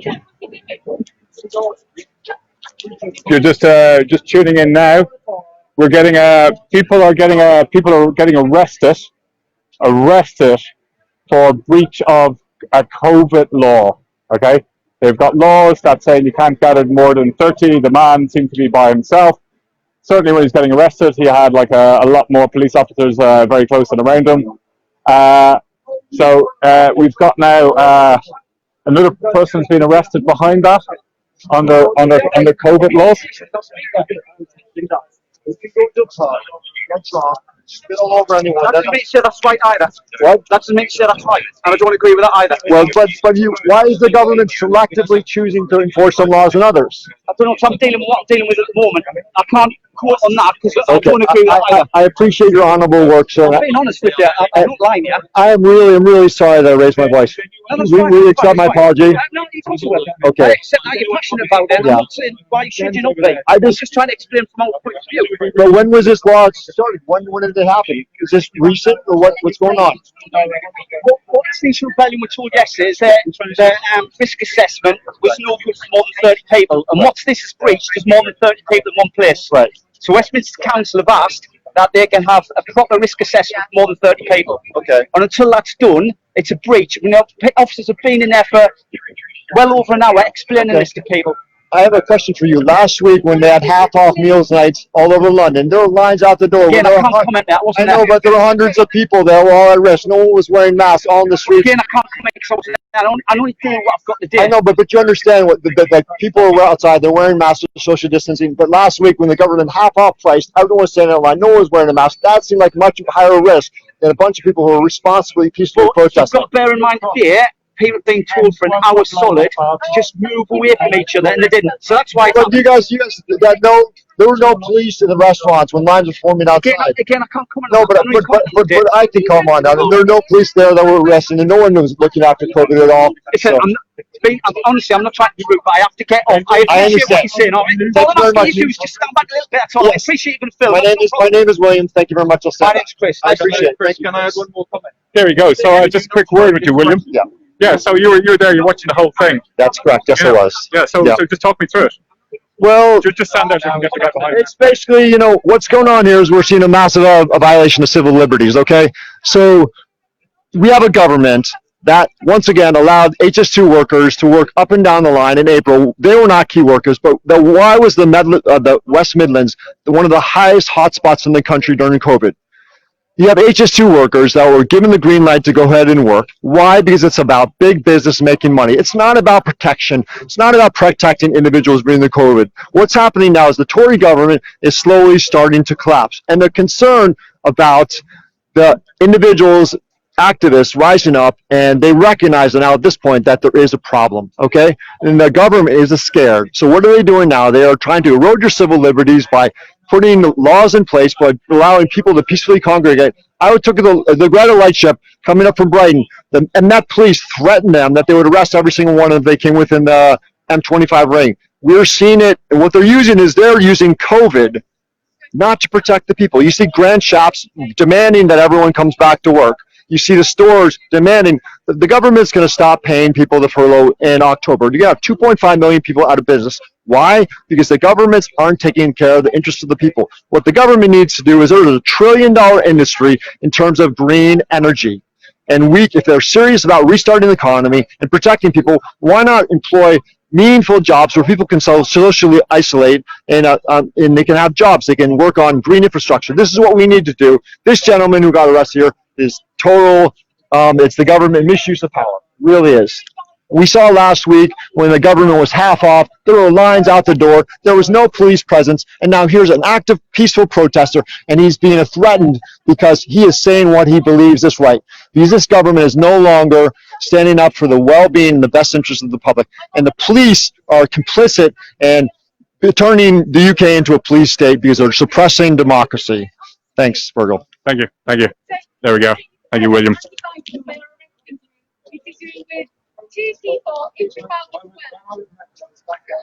So what we're seeing here, we just heard from William, is the use of powers using COVID powers for dispersing peaceful protesters. A carrier? You're putting a young person on a carrier because he was sitting alone in Trafalgar Square at a very peaceful protest about climate change that is going to change the future of your children and your grandchildren, and you're not even listening. Should we start chanting shame on you? Yeah. Let me just film this, Joe. You're getting him in a carrier on his own, and he's How old is he? I'm just recording you. We're live streaming. He's 30 years old, and you're putting him in a carrier. Step out the road. You can see shout abuse off the pavement. Oh, what's his abuse? So now he's saying obstructing the highway. Please step out of the road. Carry on the pavement. Please step out of the road. Carry on the pavement. Thank you. Yeah. So now it went from COVID-19 or coronavirus laws to obstructing pavement. Young gentleman in the back here, in the police van. How is that being obstructive? How is he obstructing anything by just being with another person? Wrong for the rest. Yeah, you can go in an airplane with hundreds of people all crammed in, or a train, go to a pub, get drunk. Exactly. You know, and yet we've got this law to protect us. They're saying to protect us. So outside, it's proven that it's viruses do not do very well in open air. It's the safest place to be. Yeah, sunlight, open air is the safest place to be. You know, and that's why we're all allowed out exercising and everything. You know, and now what we've got is this power is an abuse of power. It's like what can we do to actually disperse? And we go, well, what we're going to do is we're going to use a COVID-19, a coronavirus law, to disperse peaceful gatherings. You know, so we stuff happened on Lambeth Bridge. We still don't know what was happening there. I was there for the whole thing, and it was just bringing in a sweeping power. Now this, peaceful citizens' assembly going on, and now they've actually gone and they've stopped that. So we're just seeing a very, very heavy-handed coming down from up top, deciding what to do. He's a young individual, and he's been arrested for no reason, or he's been handcuffed and put into a carrier. I just need to have some answers. I mean, shall I call Cressida because I've got her PA's number on my phone? Shall I find out why now? I could just send her a message on LinkedIn. Why am I standing on the street witnessing an individual who was sitting in Trafalgar Square, because I've been there all day, I'm a witness to this, and I've got it on camera, and he is now in there handcuffed.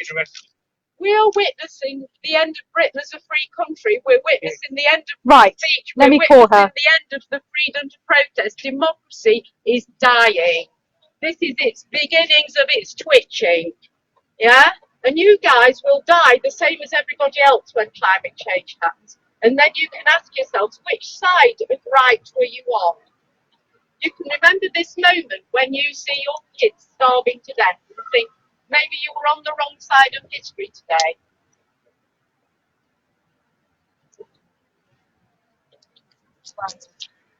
Can somebody give me their names as an officer, because I'd like to actually send this off as a complaint. You just get the numbers. Can I have your numbers? 1122. Okay, right.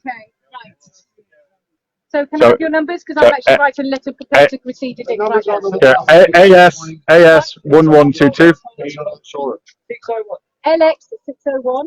There you go. Because you didn't provide me. So I'm just going to check in. Nick, Director Nick, yeah. Yeah. Okay.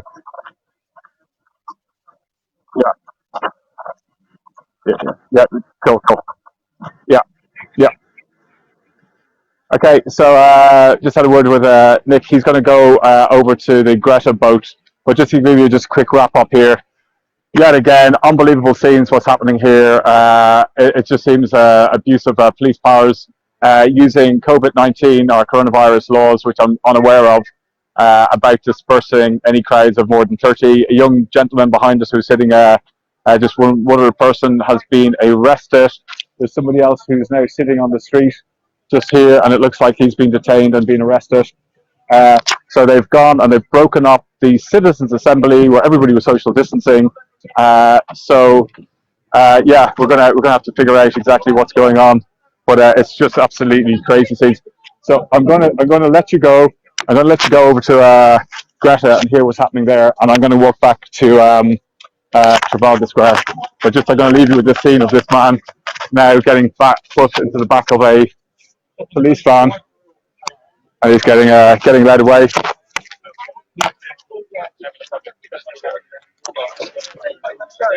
Okay. You know what you're going to do.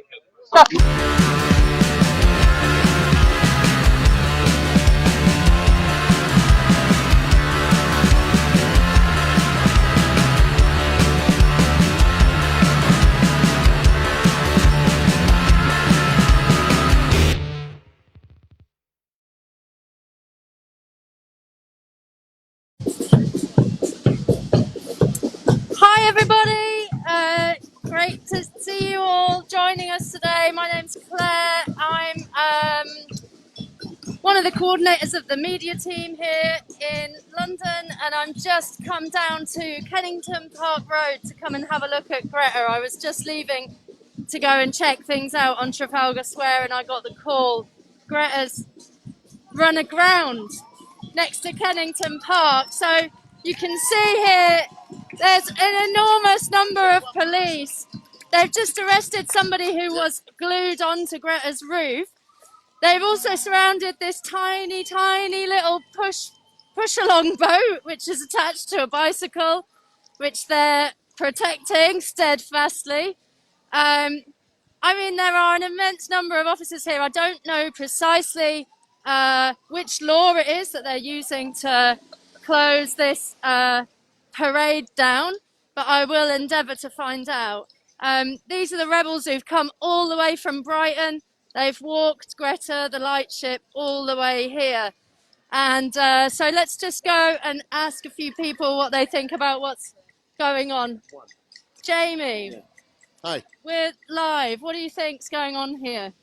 Well, as you can see, this beautiful piece all the way from Brighton is being kettled by the police. So what has really been kettled there? What's been kettled there is one of these joyous moments that breaks through everyday life and reminds us that there's a real climate emergency that we've been hidden from on a daily basis. And it's one of those few times that actually pushes through into your consciousness. A beautiful thing like that is hard to miss.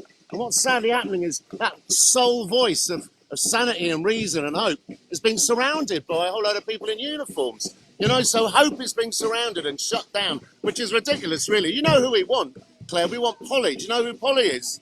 Yeah. What, Polly? Polly Higgins. No, yeah, there's her, but also there's Polly put the kettle on and Suki took the kettle off. That's who we need, Suki. That's it, Suki. Where's Suki when you need her, really? But no, you know, just stop it. I mean, I assume most of the people watching this are, you know, XR supporters. You already know the truth. You already know that we're looking at an absolute existential threat. There's someone just going into the van there.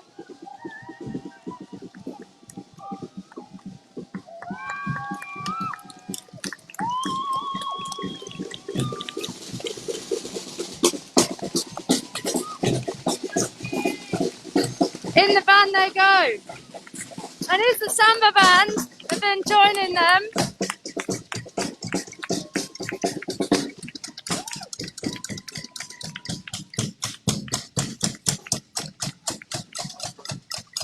There's a really big long line of people here in support, but if anybody's watching this and you're available and you're in London, particularly if you're in South London, people need to come down and support Greta. And if you come down Kennington Park Road, it's just on the corner.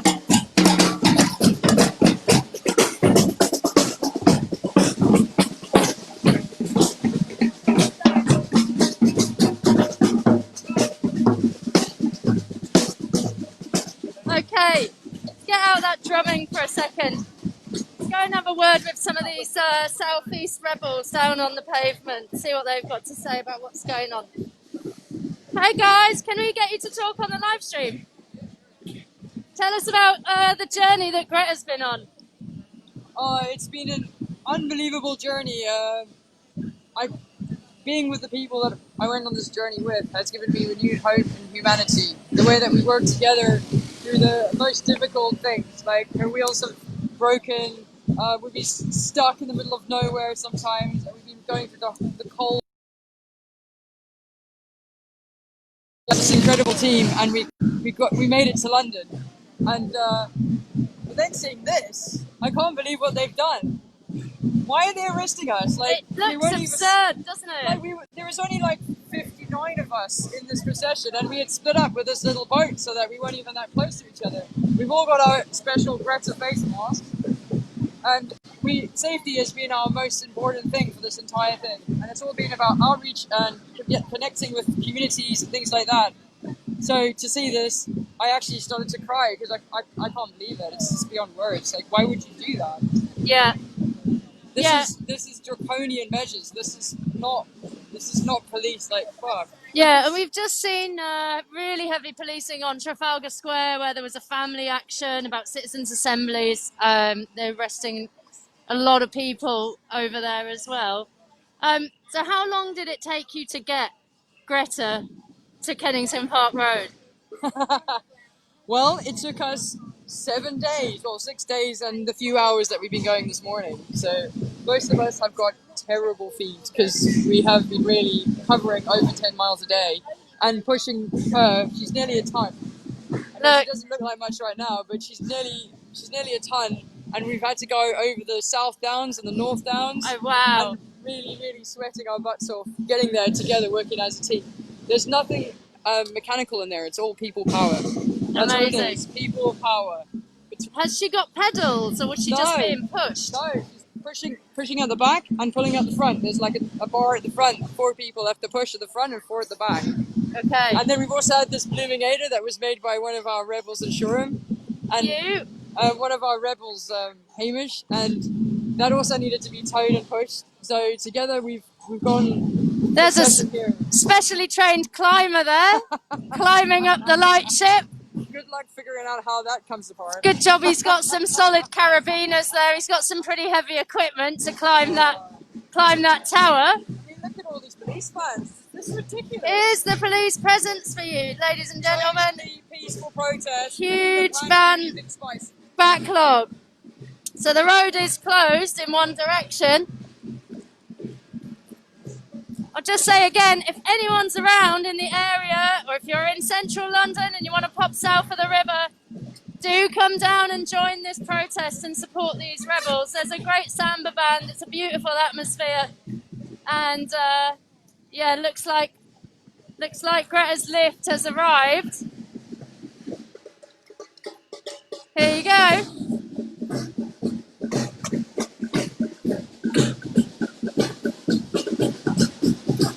I mean, it's unbelievable, the scale of the policing of our protests this time around.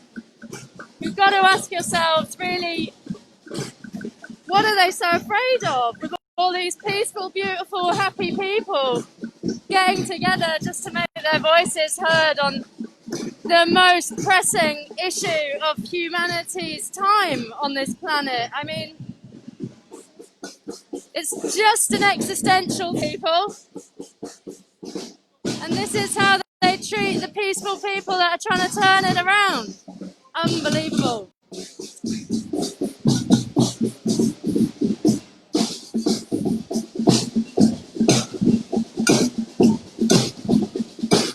I think there were people calling for backups and wondering if they were going to get the rebels in the road, if people might sit down in the street, but I'm not sure that that's going to happen now.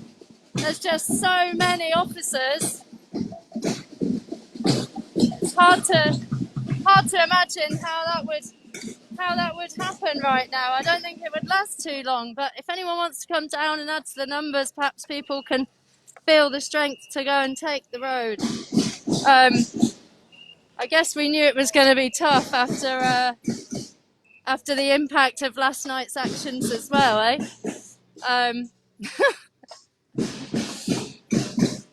Interesting responses going on online. If you check our social media, do check out all the Twitter feeds about the Murdoch action. There's been a really, really interesting response to all that stuff today, including many journalists and establishment figures coming out in full support of disrupting Murdoch's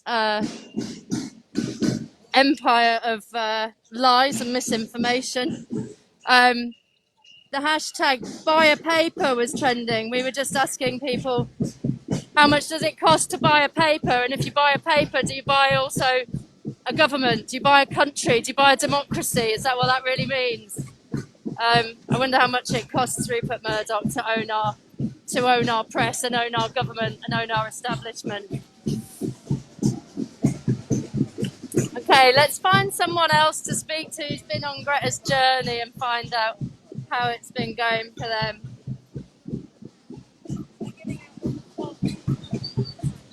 Hey, have you been with Greta the whole time? No. Okay, cool. Where are you from? Okay, cool. Thanks for coming. That's right. Did you see Greta show up here or? No. Have you been here for long? No, not very long. I was just round the corner and I thought I'd pop down, Right. see what was happening. I just got a call.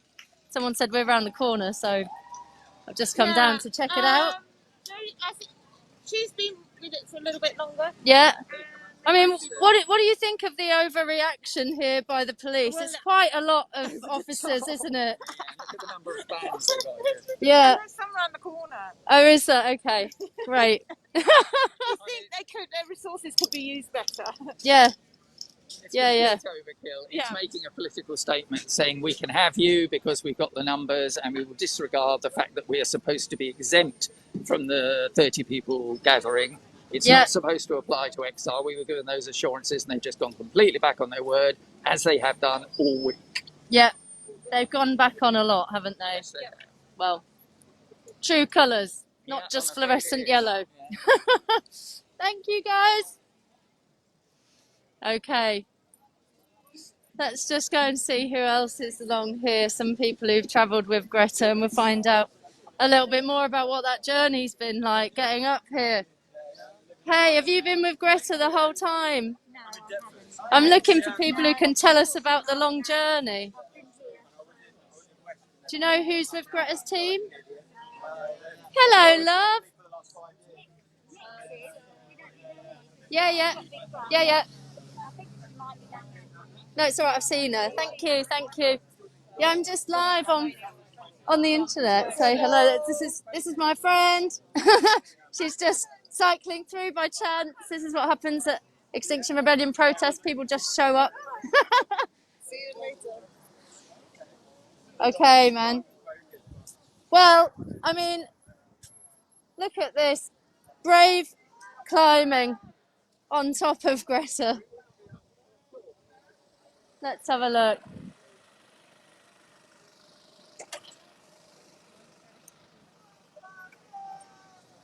So there they are, the climbing team, carefully scaling the lightship, taking her apart in front of our eyes.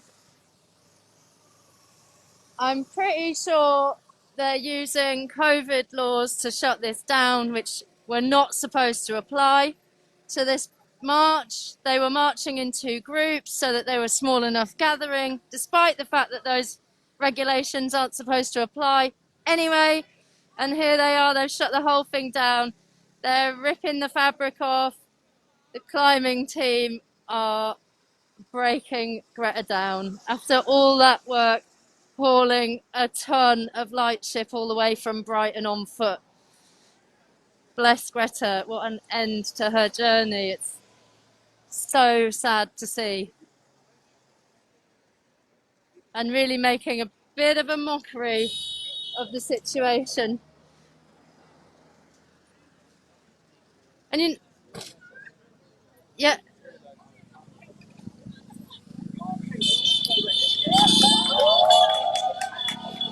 Yeah, great. Okay.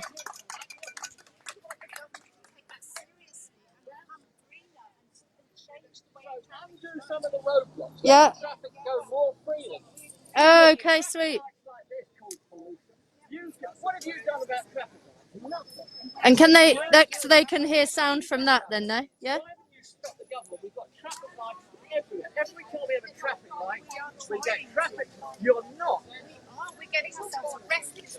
Okay, super. What are you doing about traffic lights? Nothing. You just keep them going. Okay, amazing scenes there in Cardiff that I can see on my screen right now. Huge numbers of rebels at the Senate. And Yeah, I'm wondering, I'm going to go and look for an update after this from Manchester because, you know, don't forget, folks, that we're in 3 cities all at the same time. And we're scattered all over London. So this is not the only place where Extinction Rebellion is making itself known. Do you want to see a little bit more of the scale of what we're being faced with here in terms of the police showing up? I'm just going to walk along here and show you how many police officers does it take to arrest a boat on wheels. Well, I don't know if you can count them, but it's quite a lot. And round this corner, you can see they're all backed up. There's bikes, there's vans, there's huge presence here. All just for a little boat. All just to take a little boat away. A little boat that's on the ground. At some point, we might need some of these little boats in London in the near future. I don't know if you've seen the action that's been going on today, the football action as well in London. I'm really impressed by the messaging that they've been using. How many football grounds are going to be underwater by 2050? When people start losing the game that they love, maybe then they'll take the climate emergency a little bit more seriously, eh? So I'm hoping that's going to reach us to a whole new audience. But yeah, I mean, look at this. And now the police are sort of blocking off the street. Really is an extraordinary thing to watch. Yep.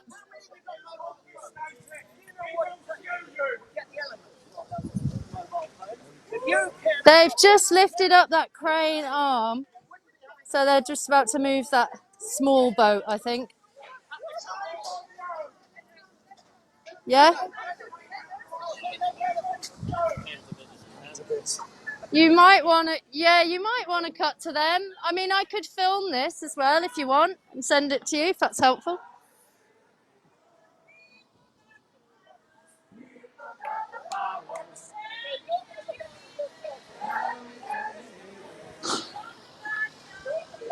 Yeah. Okay. Okay, the singing started.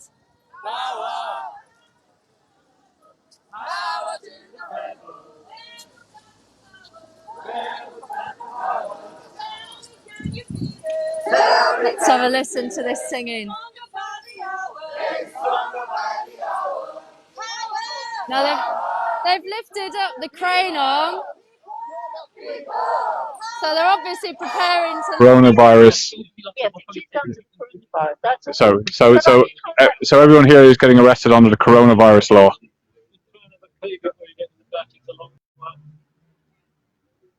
Yeah, they took me there on Wednesday. Yeah, I got to take it. It means that all of central London cells are now full. You okay? So they've got to release Yeah. Yeah. Yeah, and I was just talking to this gentleman here. So he was just there with one other person, his partner, with a banner. He was at one side of the banner, which is a good 2 meters wide. His partner was at the other side. They came up. Sorry, did you tell us? Yeah. Can we tell us what happened? So basically, they were at least 2 meters apart, each one holding the banner. The police came up and told him about the corona regulations, that there'd been a risk assessment that had not been delivered. And so because they didn't have a risk assessment, they decided that this was illegal, and they just moved in. But they were using regulations, corona regulations, in a political way to try and shut down a peaceful citizens' assembly. This is one of the most gentle men I've ever met, and yet he's under arrest for doing absolutely nothing whatsoever. He had his mask on, all right? They both had masks on. What were they doing wrong? Nothing. Absolutely nothing whatsoever. And they came up and they said, because of this conjured up excuse of not having a risk assessment, which has nothing to do with us, it's Westminster Council. Yeah. They suddenly said that didn't arrive, so we're all breaking the law. So did they do risk assessments like with all the hundreds of people crammed into airports? Yeah, of course they do, because that makes money for people. So what about all the people queuing up on Monday, Tuesday, Wednesday for the free meals? Exactly. This is why this is a political decision. right, to try and shut us down and shut down freedom of speech. And this is what they are doing now in this country. We rarely get into the newspapers, which is why we had a little chat with News Corp last night, and stopped them for its distributing papers today. And freedom of speech is what they're saying we're trying to shut down. They're saying they have the freedom of the press. The press is owned by 5 people. 5 people. 5 people. Yeah. How is that freedom of the press? Yeah. And this is what is happening across the board. It's political. It's political, and they're shutting us down. Yeah. Right. Yeah. The same thing happened Thursday. Yeah. I mean, it was absolutely unbelievable. Thanks for that. Very well. Keep up the good work. Yeah. Thank you. XR Birmingham. XR Birmingham. Yeah. This is XR. You're talking about XR UK. Yeah, so big shout out to XR Birmingham.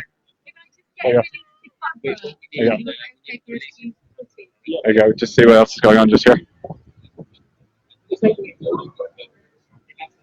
What's happening now? It's just having a discussion about what the motives are behind things. Yeah. I'm not sure at what point they're going to move on. Yeah. But there is a possibility they may look at it in a different way, they said. Mm-hmm. So when I asked where it's going to go. Okay, we'll keep an eye on it. Thank you very much. Okay, just gonna have a walk over this way. Where are you guys from? Did you get her number? Sorry? No, do you want to say it? So, in case you're just joining us, we should have been reporting a citizens' assembly, and we should have been going over to a very powerful show, or not show, it's would have been a education on the indigenous people, indigenous tribes in Brazil. We had one of our Hermione was going to be covering that. So that's all now being cancelled. We had citizen assemblies, that's now been cancelled. You can see the scenes here. There's everybody's being cleared from the square for their protection, which is again quite unbelievable. I'm just going to have a quick look over the wall here to see how people moved on. So we're now, there's arrests happening to protect people from COVID-19. We can see it's been people have moved down here. Just going to walk down and the steps here. Just going to run over. So everyone's been told to disperse from the Citizens' Assembly. As you heard, you can still go to the pubs, you can still get on trains, you can still get on aeroplanes, crammed in all together, hundreds of people. But apparently, because there was no risk assessment, you're not allowed to gather, even though everybody was socially distancing. So people have moved down here, people are having lunch. Again, the police are mingling now between people.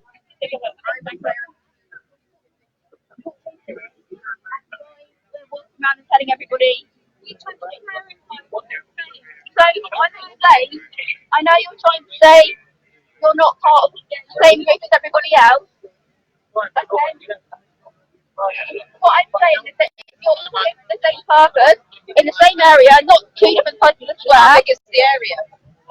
How big is the area that we're not allowed to all be in? I'm not defining that area. It's a question. But I'm not going to define that. You're not defining it. I'm telling you, and I'm making you aware for your own information. You can make your own decisions based on that, okay? So we're not allowed to be XR anywhere near each other within what area? Within London? I'm telling you, I've told you several times, 30 people is the maximum allowed. 30 people in this area for the same purpose, which is this protest. Any more than that is not allowed. I'm telling you for your own information, okay? You've already informed me that you're planning on leaving anyway. I just want to know what in this area means. So obviously that's subjective, and I don't think we need to be silly. We don't want to know. We've moved out of that area down to here, and now this area is over there. Use common sense, what I'd say, okay? I'm trying to. I just want a bit. We're trying to use common sense. We don't know what the area is. What is the area? So you need to make sure that you're a distinct group. No more than 30. What you need to do is make sure you're in a distinct group of no more than 30 away from any other people, and that means that you. I'm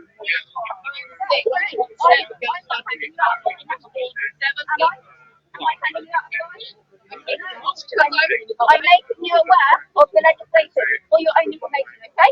Just spell it out one more time because we don't know what in this area. I spelled it out several times, okay? What is the area? It's the area. You need to leave the area. You don't know how big it is. Where does the area? No more than 30 people. Where? In this area. What area? Trafalgar Square? I've already It's not a specific area. Obviously, you guys, Extinction Rebellion, just let me talk. Extinction Rebellion as a collective is obviously larger than 30. Is what we're saying. You as a personal group, maybe less. Your personal group may be less than 30. Obviously, you've got you guys. We're not gathering with them. We're gathering on our own. We're talking Extinction Rebellion as a collective. It's one single gathering. Is what we're saying. No, there's lots of little gatherings. You're all part of Extinction Rebellion. Yeah, but we're not gathering together. Okay, well, we can disagree on this. If you want it in your own head, have it as 30 people in the whole city. That's your issue, and you can do that if you like. Okay? I really don't understand. Where were you moved from? Up there. So you've moved from there to here. Yep. And now you're chosen to go to a different area, but they haven't told you what the We're not area allowed is. to be in this area, but in this area it's not been defined. But the express purpose is protesting, and we're just and having a chat. You're having your lunch there. Yeah. Right, from the nice Harry Christianers who deserve a shout out for all the hard work that they do. Thank you. So again, there's confusion going on the definitions of what people are not allowed to do. This is the banner saying Citizens Assembly is the answer. So the idea of what they were trying to gather here today was a Citizens Assembly to talk about solutions, but now we're actually talking about what could be abuse of powers of using coronavirus laws to actually move people on. Hola. Hola, ¿qué tal? Bien. Follow English? Sí? Sí? This is from Bolivia. Yeah. Okay. This is from Bolivia. Last year, the fires started. So in Bolivia, we have the rainforest and we have the dry forest. The dry forest last year was burning, and Evo Morales, our president at the time, he hired these airplanes to be able to put up the fire. And the airplanes we have to pay in dollars. We have to pay millions of dollars to the U.S. to be able to hire the airplanes to come and put out the fire. Yeah. Nonetheless, the press didn't tell the truth. They didn't say that Evo Morales was trying to help to put out the fire. Also, in the rainforest, we have the original people, the indigenous people, and we demand technology. We want to be able to have solar panels. We want to have access to technology. However, in this country or in Europe, technology is very expensive. If we want solar power or wind power, we are denied. We don't have access to our wind power. So we want to be able to enjoy the same as everybody else in the planet. We want to be able to have. We want to be able to have technology. Who's going to move over this one? Who's going to move just out of the way? So this is part of the. This was part of the. You're part of the second action today, which educating the black. Today is about international. It's about Indigenous Day. Yeah. And Sorry, just said again. International what with? It's International Indigenous Women's Day. International Indigenous Women's Day. Indigenous Women's Day, yeah.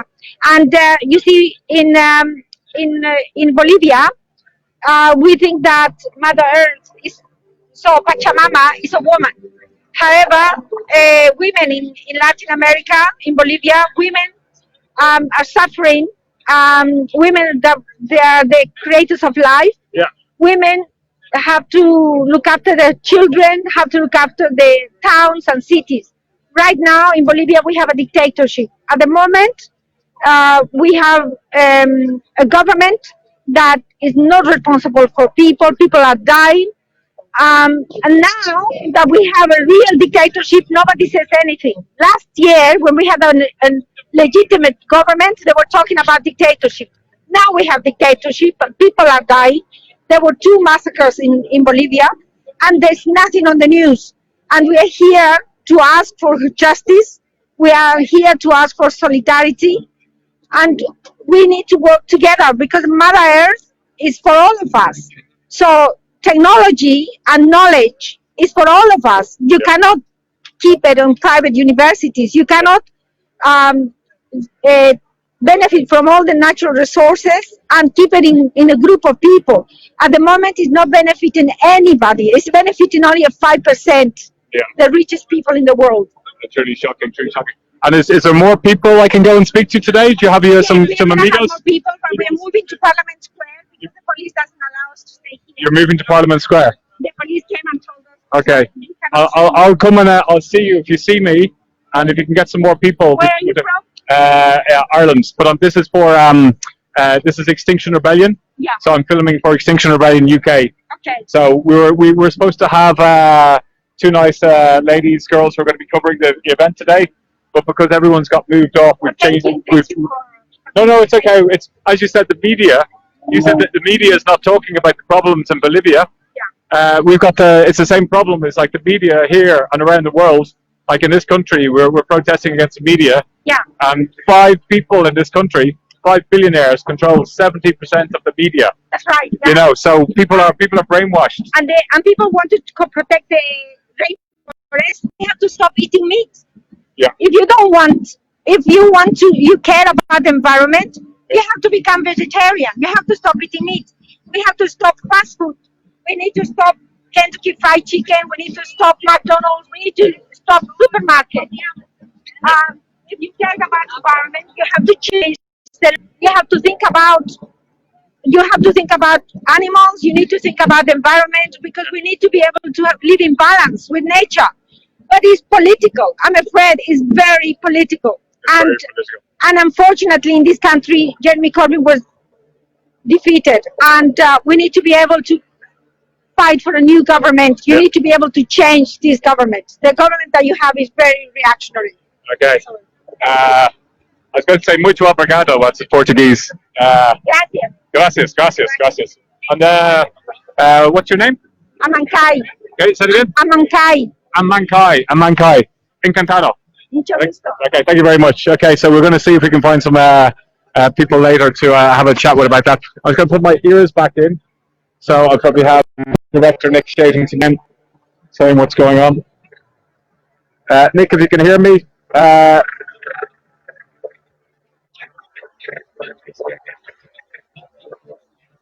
Yeah, perfect. Okay, so I think. Yeah, no problem. So if you're just tuning in, yet again, we have some unbelievable scenes happening with the use of powers to disperse crowds. They're using the coronavirus as a reason to stop the Citizens' Assembly and stop the talk on International Indigenous Women's Day today. So again, just unbelievable scenes. You know, it's it seems to be an abuse of police powers just for their own means. Threatening our civil liberties in different ways. We saw it here before. We were told Trafalgar Square was safe last year, and they moved in with a Section 14 ban, which turned out to be illegal. Let's just go and see what's regulations, and on top of that, you need express permission to play music up here. How long has it been? Ever since it's been here. So you're concerned that these guys what about all the buskers that play up there? We disagree. What's going on? What? No, I just want to, they're saying we can't play music on the square. You can't play music on the square? Yeah. No play music, guys. Yeah, I know it, listen. But what about all the buskers that play up along there? So now there's no music on the square. They're not there today, but they usually are. I don't work around here. I work south of the river, luckily. So I haven't got to enforce it all the time. It makes no sense. It does. I agree. It makes no sense. Something it helps with keeping people chilled and relaxed. Well, I would disagree that if the music was played, the mood would change. It helps de-escalate. Yeah, also look here, it's also gathering a crowd. It is like gathering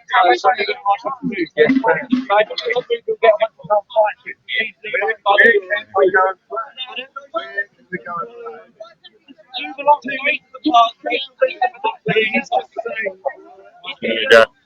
So yeah, again, unbelievable scenes now. No music allowed, no gatherings of 34 coronavirus laws. No citizen assembly, which is trying to help our democracy.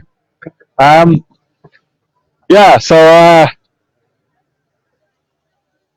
it's going to be interesting hearing further later about the legalities of this, you know. So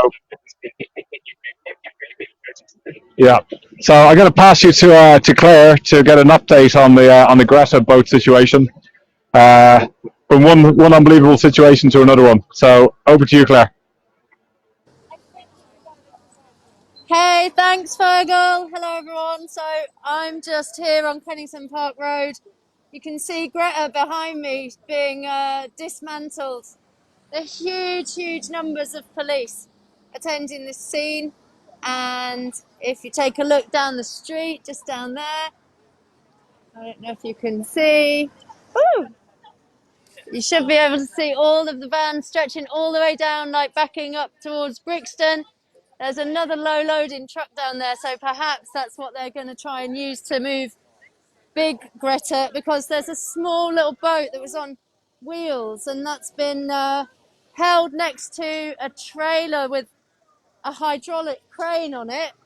So presumably that's what they're going to be using to move what is basically a tiny little bike trailer. Check this out. There they are, searching through it for contraband flags and all kinds of good stuff that people have brought with them. Hard to believe, really, that these police are being put to this kind of work at this time, isn't it?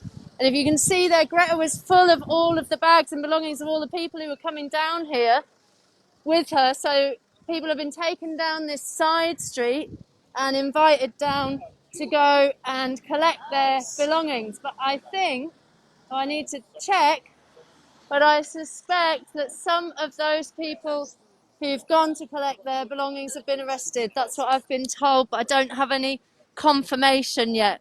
You can see a lot of belongings on the ground. So I think if you want your bag back, you may risk arrest to take it, which we're seeing huge new tactics from the police, this rebellion. And obviously with our beautiful movement taking such a sort of diverse and flexible approach to the protests this year, I think it has been really difficult for them. They know the tactics can change by the day and by the hour, and so can theirs, as it seems. So today, I understand they're using the COVID laws to break up our protests, which we know don't apply to us. We've had legal advice before the beginning of the rebellion, and even though these protesters stuck to the COVID rules and broke themselves into two small groups so that they were even meeting the COVID restrictions that they didn't legally need to meet, they've still had Greta stopped and dismantled. And let's see what happens to them. So you can see just over the road there, they're just taking everything apart and trying to make all the different parts of Greta secure. It's a big old job getting her deconstructed in the road. I don't know how much more they'll take her apart. There's enough of them, they could probably just pull her like the rebels did if they decided to move her quickly. But they do like putting on a bit of a show, don't they, the police? So here they are. choreographed around the vote on Kennington Park Road. So we've got some press here now who've just showed up to come and speak to us. And I don't know, I'm waiting for this crane to move, but it's not quite happening yet.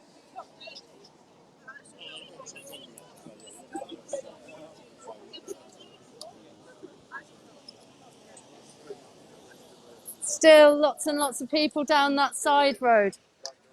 I think perhaps people being taken to collect their bags, and let's see if they come back out. Yeah, go for it.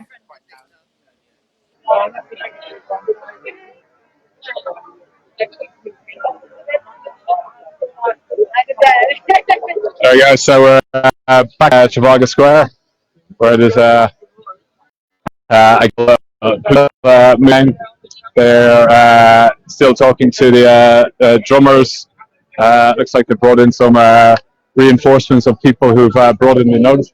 Is this a notice that they brought in? Do you know what's going on? Trying to use the I don't know whether I should be on social media spreading what the police are saying, but they're now trying to use bylaws against these people playing music who weren't part of the People's Assembly. They've just arrived. They were playing the drums, and the police have been asking them to move. And they've quoted a bylaw and said you can't play music in Trafalgar Square without permission from the mayor. And then they've said, but actually it's because of COVID regulations, because apparently music causes people to gather. Even though these guys were walking, what's actually caused people to gather is the police trying to break it up. And now people are gathering, which is interesting. Yeah. So they've been told that they can move on with their music anywhere else, but that they cannot be in Trafalgar Square because obviously the police are concerned that the gathering that was here earlier is going to reform. So that's what's happening. Okay, fair enough. And people obviously understandably are very upset about it. Yeah. Okay, so more laws and bylaws coming into place, and so people aren't playing any music, but they're singing. Nice singing voices.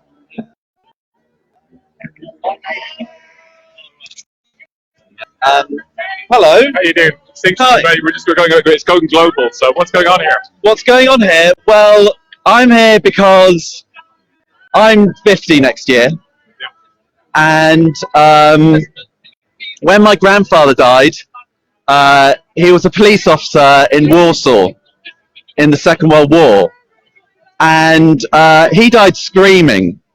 The doctors said he had 2 weeks to live, and he couldn't live with himself for what he didn't do. And I'm here because the United Nations has written 3 heavily researched scientific papers about the significant risk to life and how, and this is going to be so much more than COVID.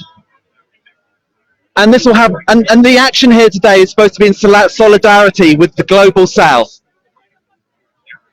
And the potential of risk of, I don't know how many millions of people will die because we are not acting now. And I will not have that on my conscience. So that is why I'm here to tell the truth, and I'm here to act. Thank you very much. What part of the country are you from? I'm from South London. South London, mate. Okay, right. Keep up the good work. Thank you very much. Okay, there you go. So just having a couple of words with people of why they're here. Why are you here? What's going on? I believe that we should be able to have a citizens' assembly on a really critical situation on our earth and the environment at the moment, and police shouldn't be able to use coronavirus laws to suppress, free speech and discussion on a more sustainable future. Yeah. It's unbelievable, really. It's like, there's people packed into pubs around here, all over. There's, very little coronavirus stuff being done there, but like here, people have done a risk assessment. They've tried to stay in smaller clusters, to wear face masks, to do what they can, and basically, it's unbelievable. I talked to a mate who's a journalist. The police are trying to stop journalists from filming what's going on at the moment. Say it again. Police are stopping journalist from filming. Yeah, I'm just doing Occupy London at the same time. So police have basically, there's another march going over that way, not sure what that one is. So basically the police have said to journalists, move along or we'll arrest you, and you can't film from here. Yeah. My friend Jason, journalist, and yeah, let's go and have a look, see what's going on over here. There's another march or demo going on there. Are they being stopped from their social distancing? Yeah, well, are they being stopped? Yeah, it's a good point. It's a good point. So, you know, people should have a right to have a citizens' assembly to come and discuss things. You know, it's obviously they're using corona laws to suppress political protest. We've got another protest going on here.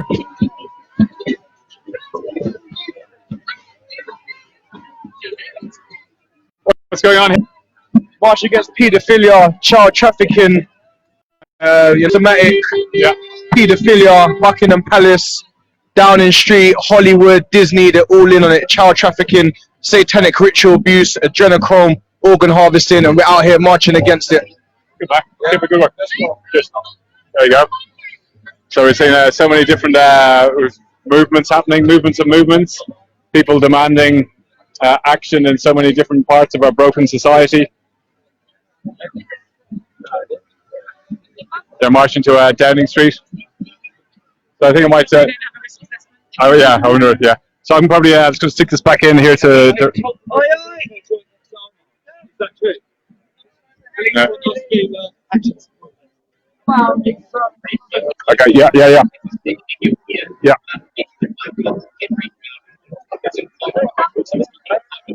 Yeah.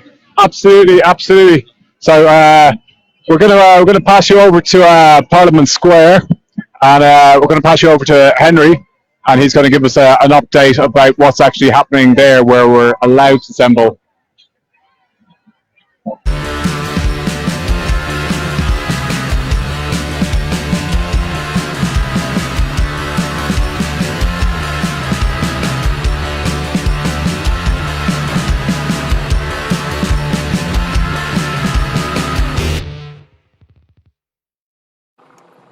Where is she, Britain?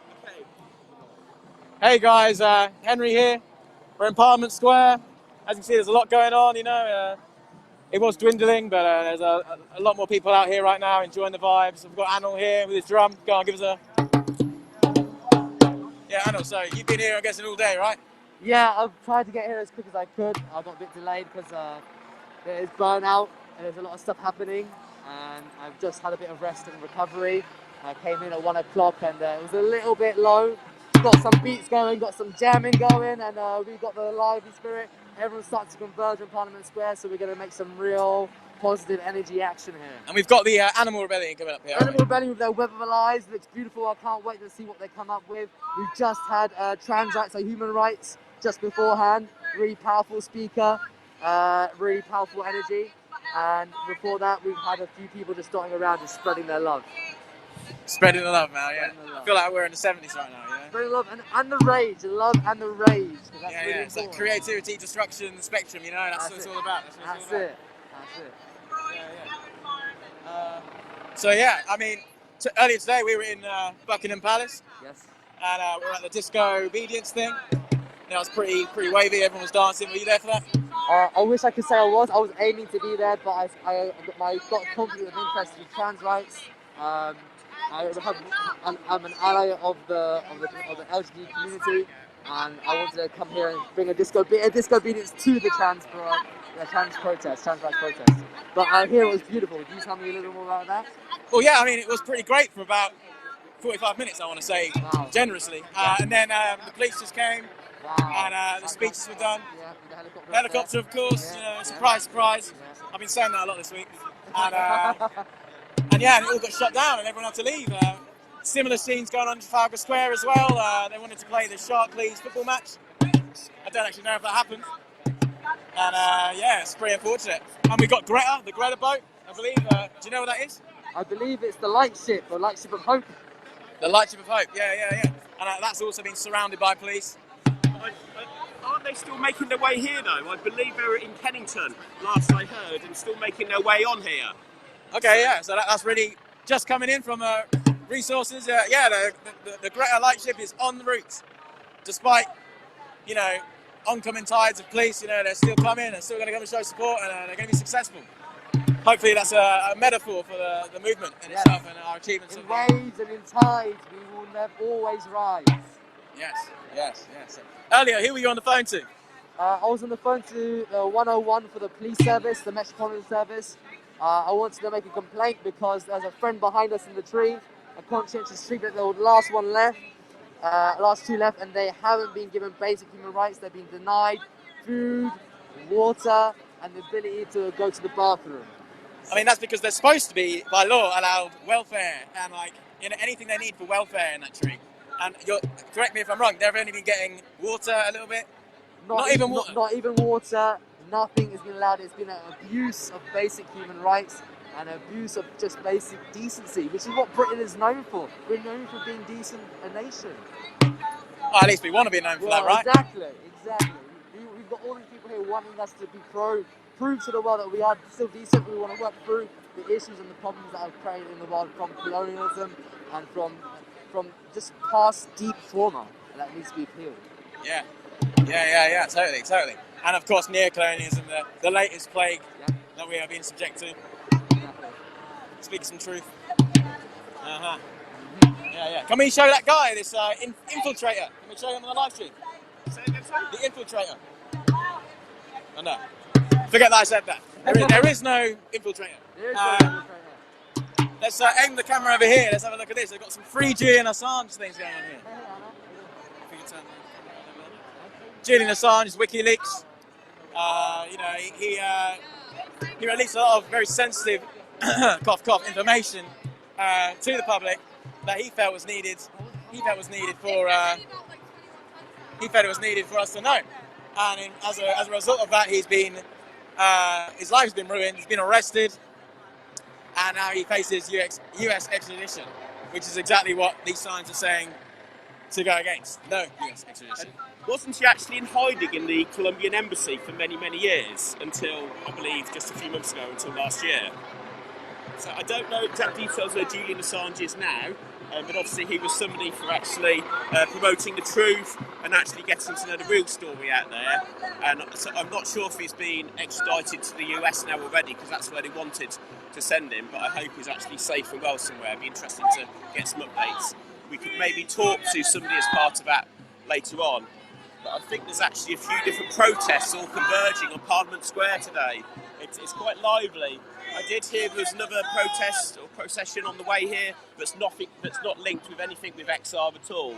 So we'll try and give those people their space. And there's obviously the awesome Stop Brexit people here as well, who are still here promoting their side of things. So perhaps we'll have a wander around Parliament Square and show you what's going on here.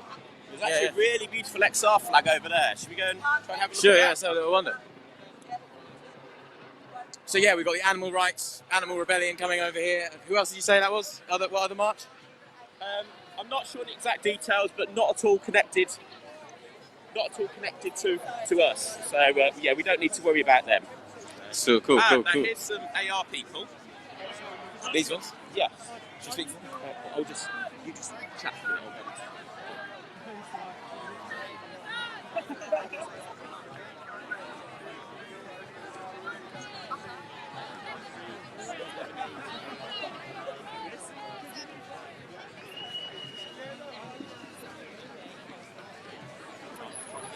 As you can see, there's still a guy on that statue, and I believe there is someone still in the tree.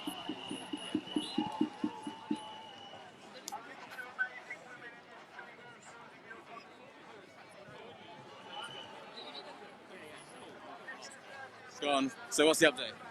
We're just finding out information over what Animal Rebellion's doing at the moment, so I'll perhaps just go and chat to people, see if we can find out some more information for you, and I'll come back to you in a second. There seems to be quite a few Animal Rebellion people around here. They're actually I suppose, an offshoot of XR, so they're their own independent group, but they're actually some proper hardcore rebels amongst them.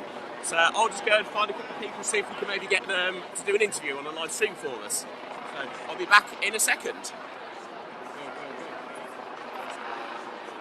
So yeah, there's a police helicopter like right above us. I'll see if I can get that. The watchful, ever watchful eye, the big brother.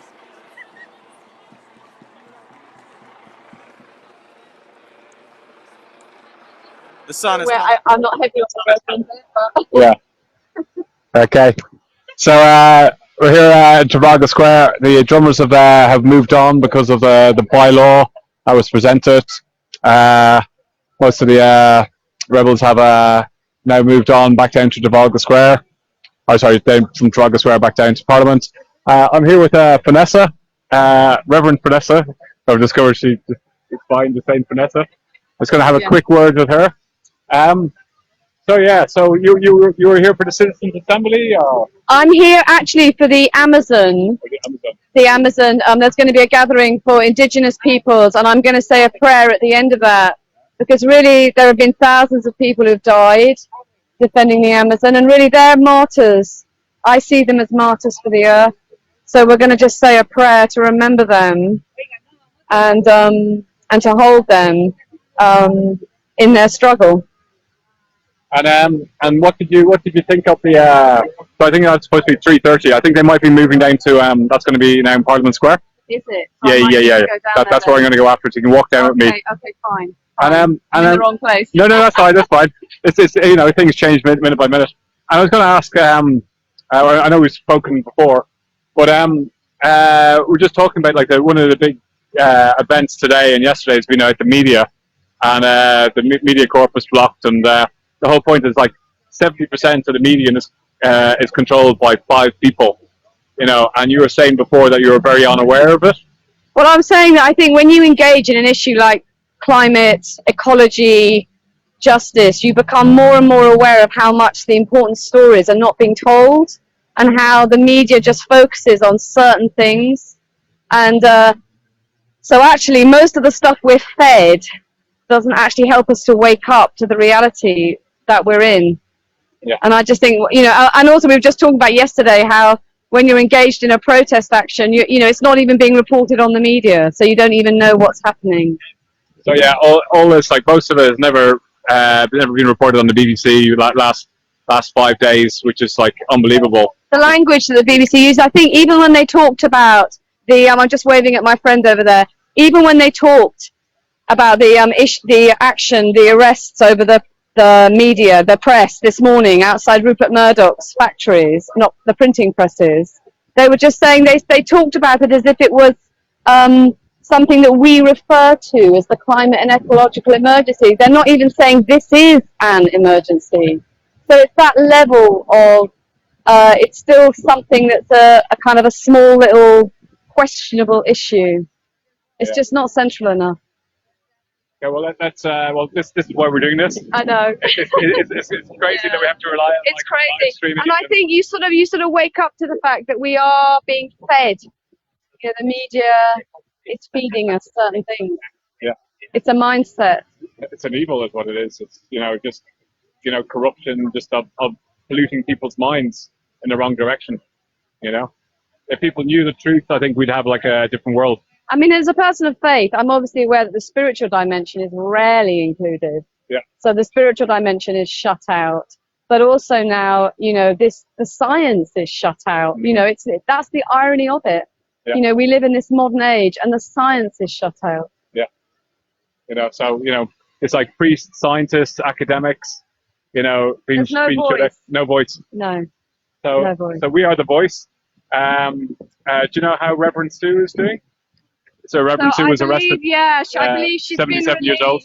I think she has been released at the moment, but she'll probably have to go back because she actually, she's totally prepared to go to prison for this. She believes this is her vocation now. She's 77, but she thinks this is now so critical that some of us have to be prepared to go to prison. Unbelievable. Yeah. Well, keep up the good work. God bless. Thank you. So I'm just going to just wrap up now, guys. It's going to be a bit weird. It's going to spin around. So it's very bright here. Yeah, sorry.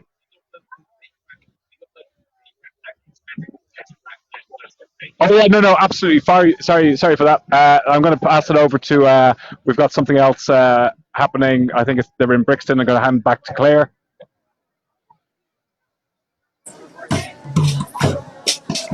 Okay. Hi everyone. Yeah, this is just a quick wrap up from on the ground here with dear old Greta, the lightship. So you can see behind me, she's really still not fully dismantled. She's full of people's belongings from all those people who've towed her all the way across the South Downs from Brighton. So they're just taking her apart and taking all the baggage out. And they are giving some of it back to rebels. I think they're coming out. I don't have any clarity on the numbers of arrests that have taken place here, unfortunately. But as you can see, Kennington Park Road behind me is still firmly closed in one direction. We've got a samba band and beautiful singing rebels here. I think they're preparing now to go for a little further procession. And I guess things are going to wrap as soon as the boats have disappeared and all the people's belongings have been given back to them. So what an interesting day when you poke a media baron like Rupert Murdoch hard enough to get a response from the Home Secretary on Twitter. Then we see in these changed police tactics using laws that don't apply to us to shut down protests that have been pre-agreed. So the police seem to be going back on quite a few of their words today, breaking a few of their own rules just to get people off the streets. And if I could be quite honest, when we were preparing for this rebellion, we did know that things were going to change because the tactics never stay the same, but then neither do ours. And so it'll be really interesting to see what unfolds over the next few days. And just everyone will be mourning the loss of Greta. I don't know if she'll ever come out of the pound, but let's see. Thanks very much for tuning in, people. I'm going to pass over to, I don't know who. Someone's going to take it off me and take it somewhere else. Okay, cool. Henry's in Parliament Square, so that's who I'm passing to. Thanks for joining us, guys. Love your rebels, love your local rebels. I'll see you soon. Thank you. Back in Parliament Square, I've got a member of Animals Rebellion right now, and the energy is definitely looking up. There's a lot of action going on behind me. Look at this, there's some signs here, truth. If you want to save the planet, you have to stop eating, you know what I mean? Very straightforward stuff. Right, I'm here with a member of Animals Rebellion. I'm going to ask her what she thinks about today. So, have you heard about all the actions today getting cancelled and getting stomped on? What do you think about that? Yeah, so we had an action plan for today, and as you can see, we're all still hanging around Parliament Square. The police are coming down really hard. I know they're coming down really hard on XR protesters as well. It's really kind of intimidating and scary, but we know that they're trying to intimidate us, so our rebels are still trying to go ahead with what they have planned for today, which is an action about how the government is spinning a web of lies about animal agriculture, about the environment, about everything that's going on. So fingers crossed we'll still be able to go ahead, but it's quite clear that they're really coming down hard on peaceful protesters, which, says a lot about the state of the world right now. Oh yeah, totally. The hypocrisy of it all. I heard recently that we aren't even really allowed to protest anymore. They've got this new bill in place because of COVID. Basically, any crowd that congregates, even if it is under peaceful protest, dance or whatever, the police have the power to just, stop that in its tracks, And it's great to see that you're on standby, regardless, because persistence is key to successful movement, right? And that's the thing, right? Because Animal Rebellion, part of the reason we're here, one of our messages and one of our demands is to prevent future crises, which includes future pandemics. So animal farming has been kind of highlighted and spotlighted by the UN and other researchers as the leading link for future pandemics, zoonotic pandemics. Because it's either coming out of factory farms, industrial farming, or it's coming out because we're going into nature, we're destroying nature and ecosystems, and we're coming into contact with wild animals, which is, spreading zoonotic diseases. So we're actually here to prevent future pandemics, and they're coming at us and saying, you can't protest because of COVID. And we're like, wow, our protest might be inconvenient. The next pandemic is going to be even more inconvenient. And if we don't protest now, this is essential. We're here because it's essential. We don't really want to be here. We prefer to be keeping safe. But we need to be doing this because, you know, we know what's coming if we don't protest, we don't stand up now. So It's our responsibility to look after our own futures, right? exactly. We can't just sit back and trust the government to look after us. You were just touching on there about COVID. Of course, COVID actually started from the wild animal markets in China. The fish markets. Yes. So, and that actually shows how exploitation of animals has actually caused this global pandemic. And I think the thing for me as well is that other pandemics we'll think of, things like avian flu and swine flu. Well, avian, that's birds, and obviously swine flu, that's the pork industry. And SARS. So that was linked as well. So I don't know if you have experience of that, if you can talk on those. Yeah, definitely. So actually, the other day we were parked right out the front of the Department of Health and Social Affairs with a big pink truck which said animal farming equals pandemics and climate crisis. So what we were saying is we were showing that link and saying it's up to the government to step up and to stop this now because, and you know, we had people coming up to us and saying, you know, well, why aren't you protesting outside the Chinese embassy and stuff like that? And what's really obvious is that it is happening here. Like industrial farming is on the rise here. Animal farming is causing so much devastation right here, as well as all around the world. So it's up to our government to take action. We can't keep just pushing it off onto other governments. It's our government's responsibility. We're also outside Barclays yesterday, outside the bank, who invests in animal agriculture. We're asking them to stop doing that, put their money somewhere else, you know, because they have a responsibility to us as citizens, as taxpayers, as everything, to take care of ourselves and to take care of our home and this earth and this planet and the animals that we say that we love, that we're killing, and that's killing us and that's killing our planet.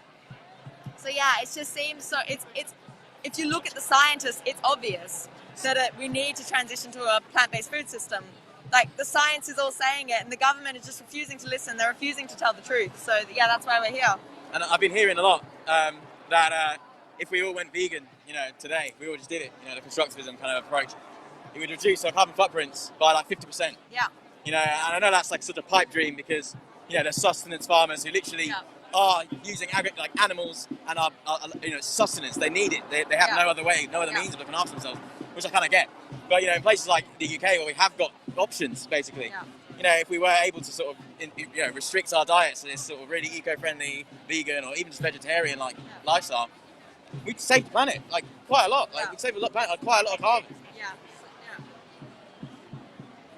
Yeah, so at Animal Rebellion, you know, we really welcome personal change. A lot of us are vegan, some of us aren't though, and what we really stand for is system change. So we demand that the government transition farmers, or help farmers, because farmers are struggling in this as well, animal farmers, livestock farmers, as well as plant farmers. We demand that the government support them to transition to really the only way forward, which is a just, sustainable plant-based food system. So we're about systemic change. We want to see systemic change because, you know, it shouldn't be on us as individuals. Like even with COVID, it's like the government, you know, is telling us to social distance. They're telling us to wear masks, but they're doing nothing to prevent what's coming next. They're not taking responsibility. They're putting it all on us. You know, for years we've been told to stop using plastic, to turn our lights off, to save the planet. Really, it's in the government's hands. They're the ones who need to save the planet, and we're here to tell them that that's what we want, that's what we need. So yeah, it's all about system change, changing the system, and yeah, it's just, there's no other way forward. We don't want to be the next species to go extinct. Yeah, and to quote John Fuller, you know, he always goes on about how, quite rightly so, that the government now is sort of taking away our chance to sort of save ourselves in the future, because as they have all the power and they have all the responsibility right now, and they aren't being accountable or aren't being held accountable for the climate sort of degradation that they are sort of, you know, complicit in, it means that when we eventually pick up the mantle because they're all dead or, you know, retired or whatever, we won't have any choice. Yeah. We're just going to have to accept the fact that, you know, the world's screwed and there is literally no way back. You know, there's no turning back at this point. If it's over 4 degrees, you know, warming or whatever, and like, you know, the southern hemisphere is completely, you know, boiling, and then anything low, any sort of cities that are, you know, lower than the water level, then they're gonna flood, and there's nothing we can do. Yeah, it's like, it's incomprehensible, but it's our future if nothing happens now, and that's the thing, right? It's like, it's so hard to imagine a world that's unlivable, but that's what we're heading towards. And you know, the government's sitting in their comfy houses, and they're they probably can't imagine it either, but the science is clear. And that's why we're all here, because we've listened to the science and we're telling the government that we need them to step up, because we're stepping up. We've stepped up out of our lives. We're making sacrifices just by being here a lot of the time. Like, I don't think anyone wants to be surrounded by police. I don't think the people up the trees want to be being deprived of food and water and basic sustenance. None of us really want to be here, but we're here because the government isn't making any choice. They're not making any decision that's going to protect the future. And you're absolutely right. It's leaving us in this kind of horrible situation that no one deserves. And of course, you talk about system change. The half the police, I'm telling you now, they don't want to be here. But because they need a living, because of the way money is kind of like everything now for survival, they have to be here. It's their obligation, And they're sort of, the pawns in this larger game, of chess, this sort of economic chess game that's just, gambling with people's lives and with the next generation's futures, and it's awful. Yes, just what sprung to mind as you were both speaking there was actually about the social contract. But we agreed to abide by the laws and to pay our taxes and be respectful and to vote in a democracy, but we know we don't really have a true democracy in this country, and because we feel a need to rebel because the government has broken their side of a social contract, and that's to actually look after us. So I think for law-abiding, peaceful-loving people like ourselves who would never normally want to be involved in anything like this, we feel a need because the government is breaking their half of the social contract, so why should we maintain ours? But, we actually care about our future and the future of our children. Yeah. Exactly. So, what do you think the chances are today of this animal rebellion happening? That's slim or? I just got to check my phone now, we'll see. Look, it's looking like we're going to be trying our best. And that's what we're going to be doing everywhere. We're going to be trying our best to take action, to rebel, even if the police are trying to stop us. We've actually already had 2 rebels arrested for walking, for existing in a space which is not here, and kind of, police thinking that they looked a bit dodgy. So, they're coming down really hard, but we're trying our best, and we're going to keep trying our best because that's all we can do. That's why we're all here. So, yeah, if you look around, there's so many animal rebels here just waiting, ready for something to happen. So, yeah, we're all committed to this cause. So, yeah, who knows? Who knows if we'll be able to go ahead, but we know that something's going to happen. Something will happen. Something will happen. Or should I say something has to happen? Yes, something has to happen, exactly. Yeah. And to go back to that social contract thing, it's the idea of social contract is you gave up your natural freedom. You gave up all liberty, for shared morality, for an idea of right and wrong, so you can have property, so that you can coexist with people. And, as we've been saying, the social contract is broken. It's the liberty isn't shared. It's not equal. It's unequal. And there are people who are disadvantaged. And and so that's why they dissent. That's why they have to be activists. That's why they sort of do things that are like what we're doing here today, a little bit disruptive, because that's all we can do. Well, thank you so much for talking to us here today. So I've just got note from the producer. So we're just going to have a quick walk around Parliament Square to show a bit more of what's happening. And then we're going to hand back over to Fergal. So should we just go for a quick walk, then, Henry? Sure. So, thank you ever so much for talking to us. Thanks. Thank you. So here we go. We're going to walk around Parliament Square a little bit. Got some great flags in the air here. Great stuff. More sirens, just sort of juxtaposing this sort of union. It's very noisy in Parliament Square today. A lot of sirens, a lot of different actions, a lot of singing. There's a lot of different PAs and things. Something happening there with a load of police just whizzing by. We've got this guy here, this great guy in his get-up, fighting for liberty in his own unique, creative way. Very great. Should we go say hello to him? Should we go and say hello? Yeah, sure. Let's come around here. Hello. Hi, mate. Do you want to be part of the XR live stream? Yes. Cool, man. So, what is this all about today? How do you express your creativity like this? Okay. Today, just 1 second. Yeah. Just 1 second. Wife problems. Okay, I'm ready. Yes, today is 5th of September. 5th of September 1782. a woman called Quechua woman called Bartola Sisa was executed by the Spanish because she was a rebel. She put an army together. She commanded and rebelled against the Spanish conquest, the Spanish colonists. And so we're celebrating that. That's what is International Women's Day. Because it's all these years ago we celebrate that rebel, the first rebel. So we're planning to get together here, but unfortunately the police is not allowing us to get together. Because of the new sort of legal obligation they've got with COVID. Yeah, well, that's what they say. But then again, it's another group that are meeting. We're going to march later to the Brazilian embassy. So we against for indigenous rights. My costume is a Muisca costume. It's how the Indians in Colombia used to dress. They were the gold and have emeralds, and they were in equalitarian society. And that's the way they used to dress for the special occasion. So this is like the smoky. Oh, great! That's cool. And I got to say, Brazil.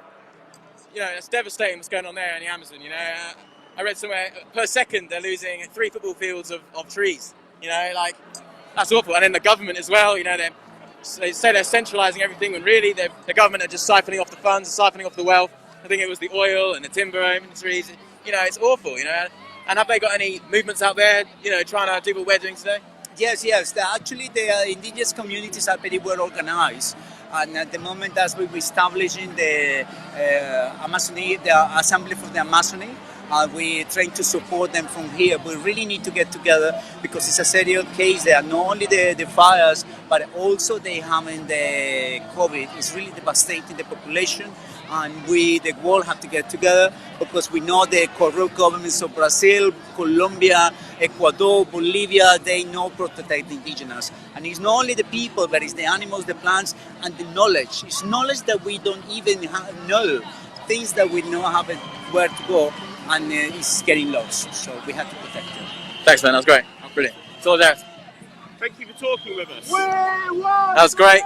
Should we just continue wandering around Parliament Square and see what we can see? Sure, let's go over to these speeches. Yes, let's go and see what's happening at Mandela at the moment, shall we?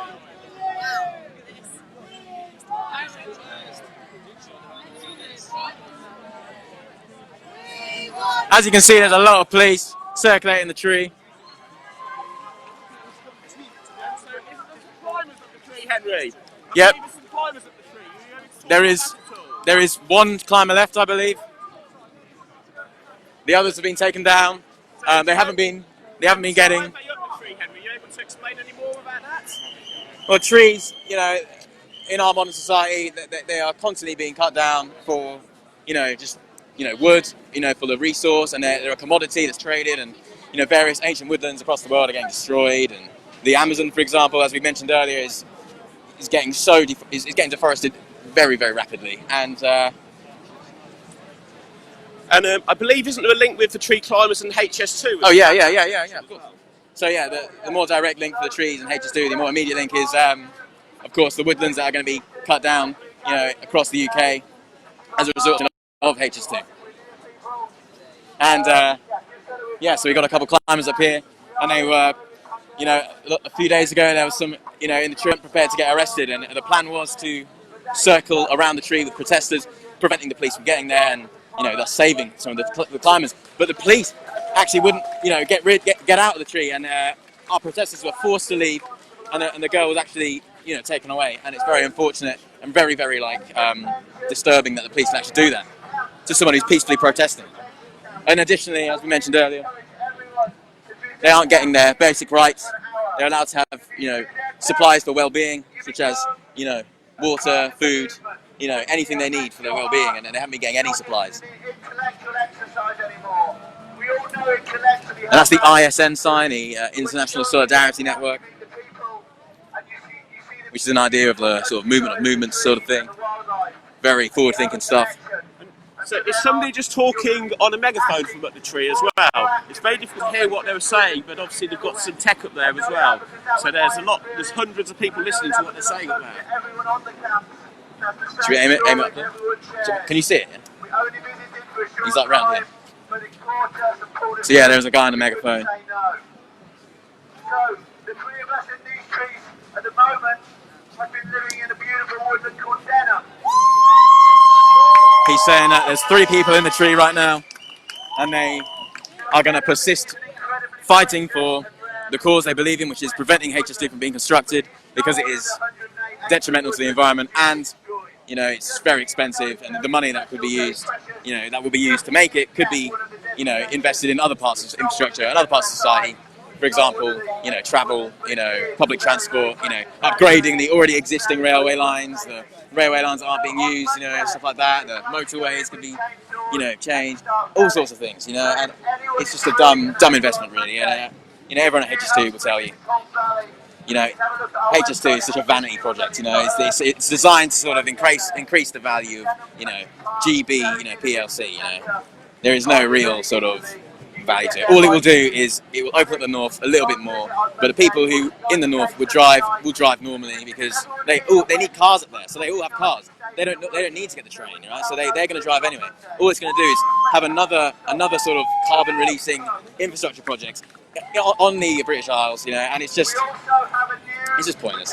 And then of course, the companies that are invested in making HS2, they're going to make so much money out of this. So should we just check back in with the studio, or I believe Ferg might be in Trafalgar Square at the moment, so I'm not sure if we're ready to hang over to Ferg at the moment, but let's just see what we can find out for you. And while we're just listening in on that, we'll just show a quick pan around Parliament Square here, show you what else is happening here. Yeah, Nick, we can hear you.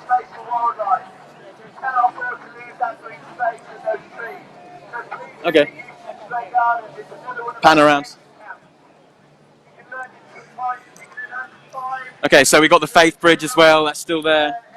People have been sitting there since Tuesday, I believe, in the name of climate change and their interfaith.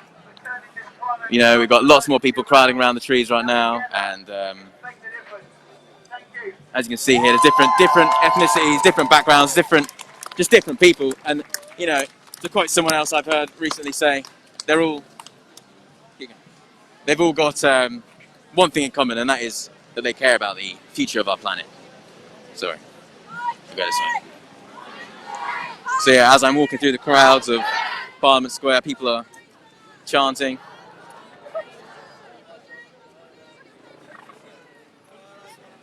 Oops, sorry.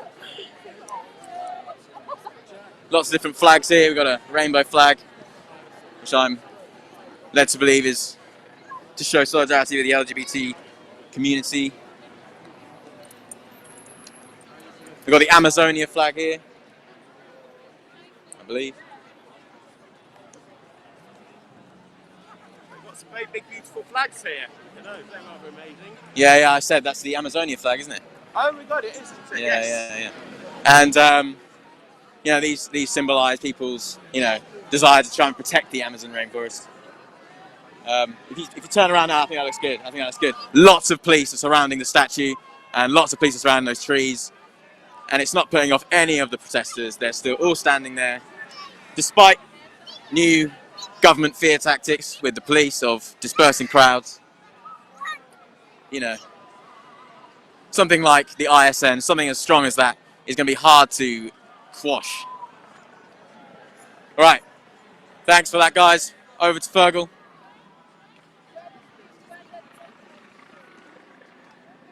We didn't have a good person doing the lead either. So no, it was actually it was. Oh, sorry, I'm you caught me off guard there, Director Nick. I'm with my I've just bumped into my former dance teacher here, and we've just been talking about media and the control of media, and Rupert's very passionate about that. I'm just going to ask him a couple of questions, and then I'm just going to wrap up. So Rupert, just speak normally. Okay. So we're talking about like the media and your viewpoints of like what's going on. Well, I just feel that the cause of the environment is not getting the media coverage it deserves in any way, shape, or form. It's very much a one-sided news story and news cycle that seems to silence the biggest issue in the world, that we've ever had. And it doesn't make sense. It's self-serving, but only in short-term interests. I read a particular newspaper on the left-hand side, online, that that very much covers things in a positive way and tries to really draw attention to this, but it feels like no one else is talking about it. We were talking about the BBC just now, and I don't understand why this isn't top of the agenda, all the time. Yes, there's been things that have been really big issue in the world, this year, but the planet doesn't stop breathing, and these issues don't go away at all. In fact, if anything, this year just highlights that even stopping all, so much that's going on in the world, travel, industry, it's only having a small impact. We need to make really, really big long-term changes, and yeah, I'm just quite disappointed and distraught at the kind of lack of coverage that it gets. Yeah. Thank you, Rupert. Not a problem. There you go, and I'll be back sometime. There you go. So so there was Rupert just voicing his opinion and annoyance of what's actually happening with the media in this country, and also just going to pan around behind me. You can see now we've got a pretty deserted Trafalgar Square, and right behind me is where there should have been a citizens' assembly happening. Very peaceful. Everybody was sitting down. Everybody was, maintaining correct distances with masks on, in small little groups, and it got broken up by the police under coronavirus laws. Some of the people we saw earlier on were getting arrested, which is pretty shocking. We also should have had the Indigenous Women's Day, which is now moved down to Parliament Square. So I think we're going to jump on a couple of channels and cover that as well. So yeah, I'm just going to wrap up. Thanks everybody for watching again. Just one reminder, it's great that you're watching this, but this is for everybody. We need more people involved. We need more people to take to the streets.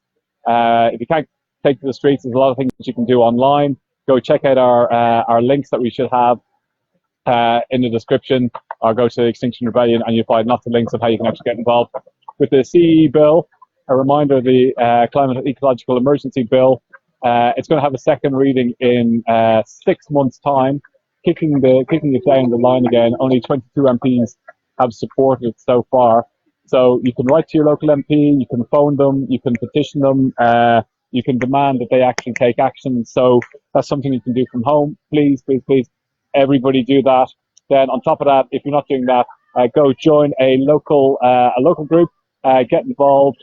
Come down to Parliament Square. We're allowed to be there between 8 to 5 every day. So just come down and join us. There's a lot of different talks going on, and just please, get involved. And again, keep sharing. The mainstream media are not reporting this. It's controlled by 5 billionaires in this country and around the world, and it's not in their best interest. So this is why we need. This is why we're relying on these kind of media streaming to get news out. So we're going to sign off. Thanks for watching, and we'll catch up with you soon. Take care. Oh. Okay. There we go. Oh, cool.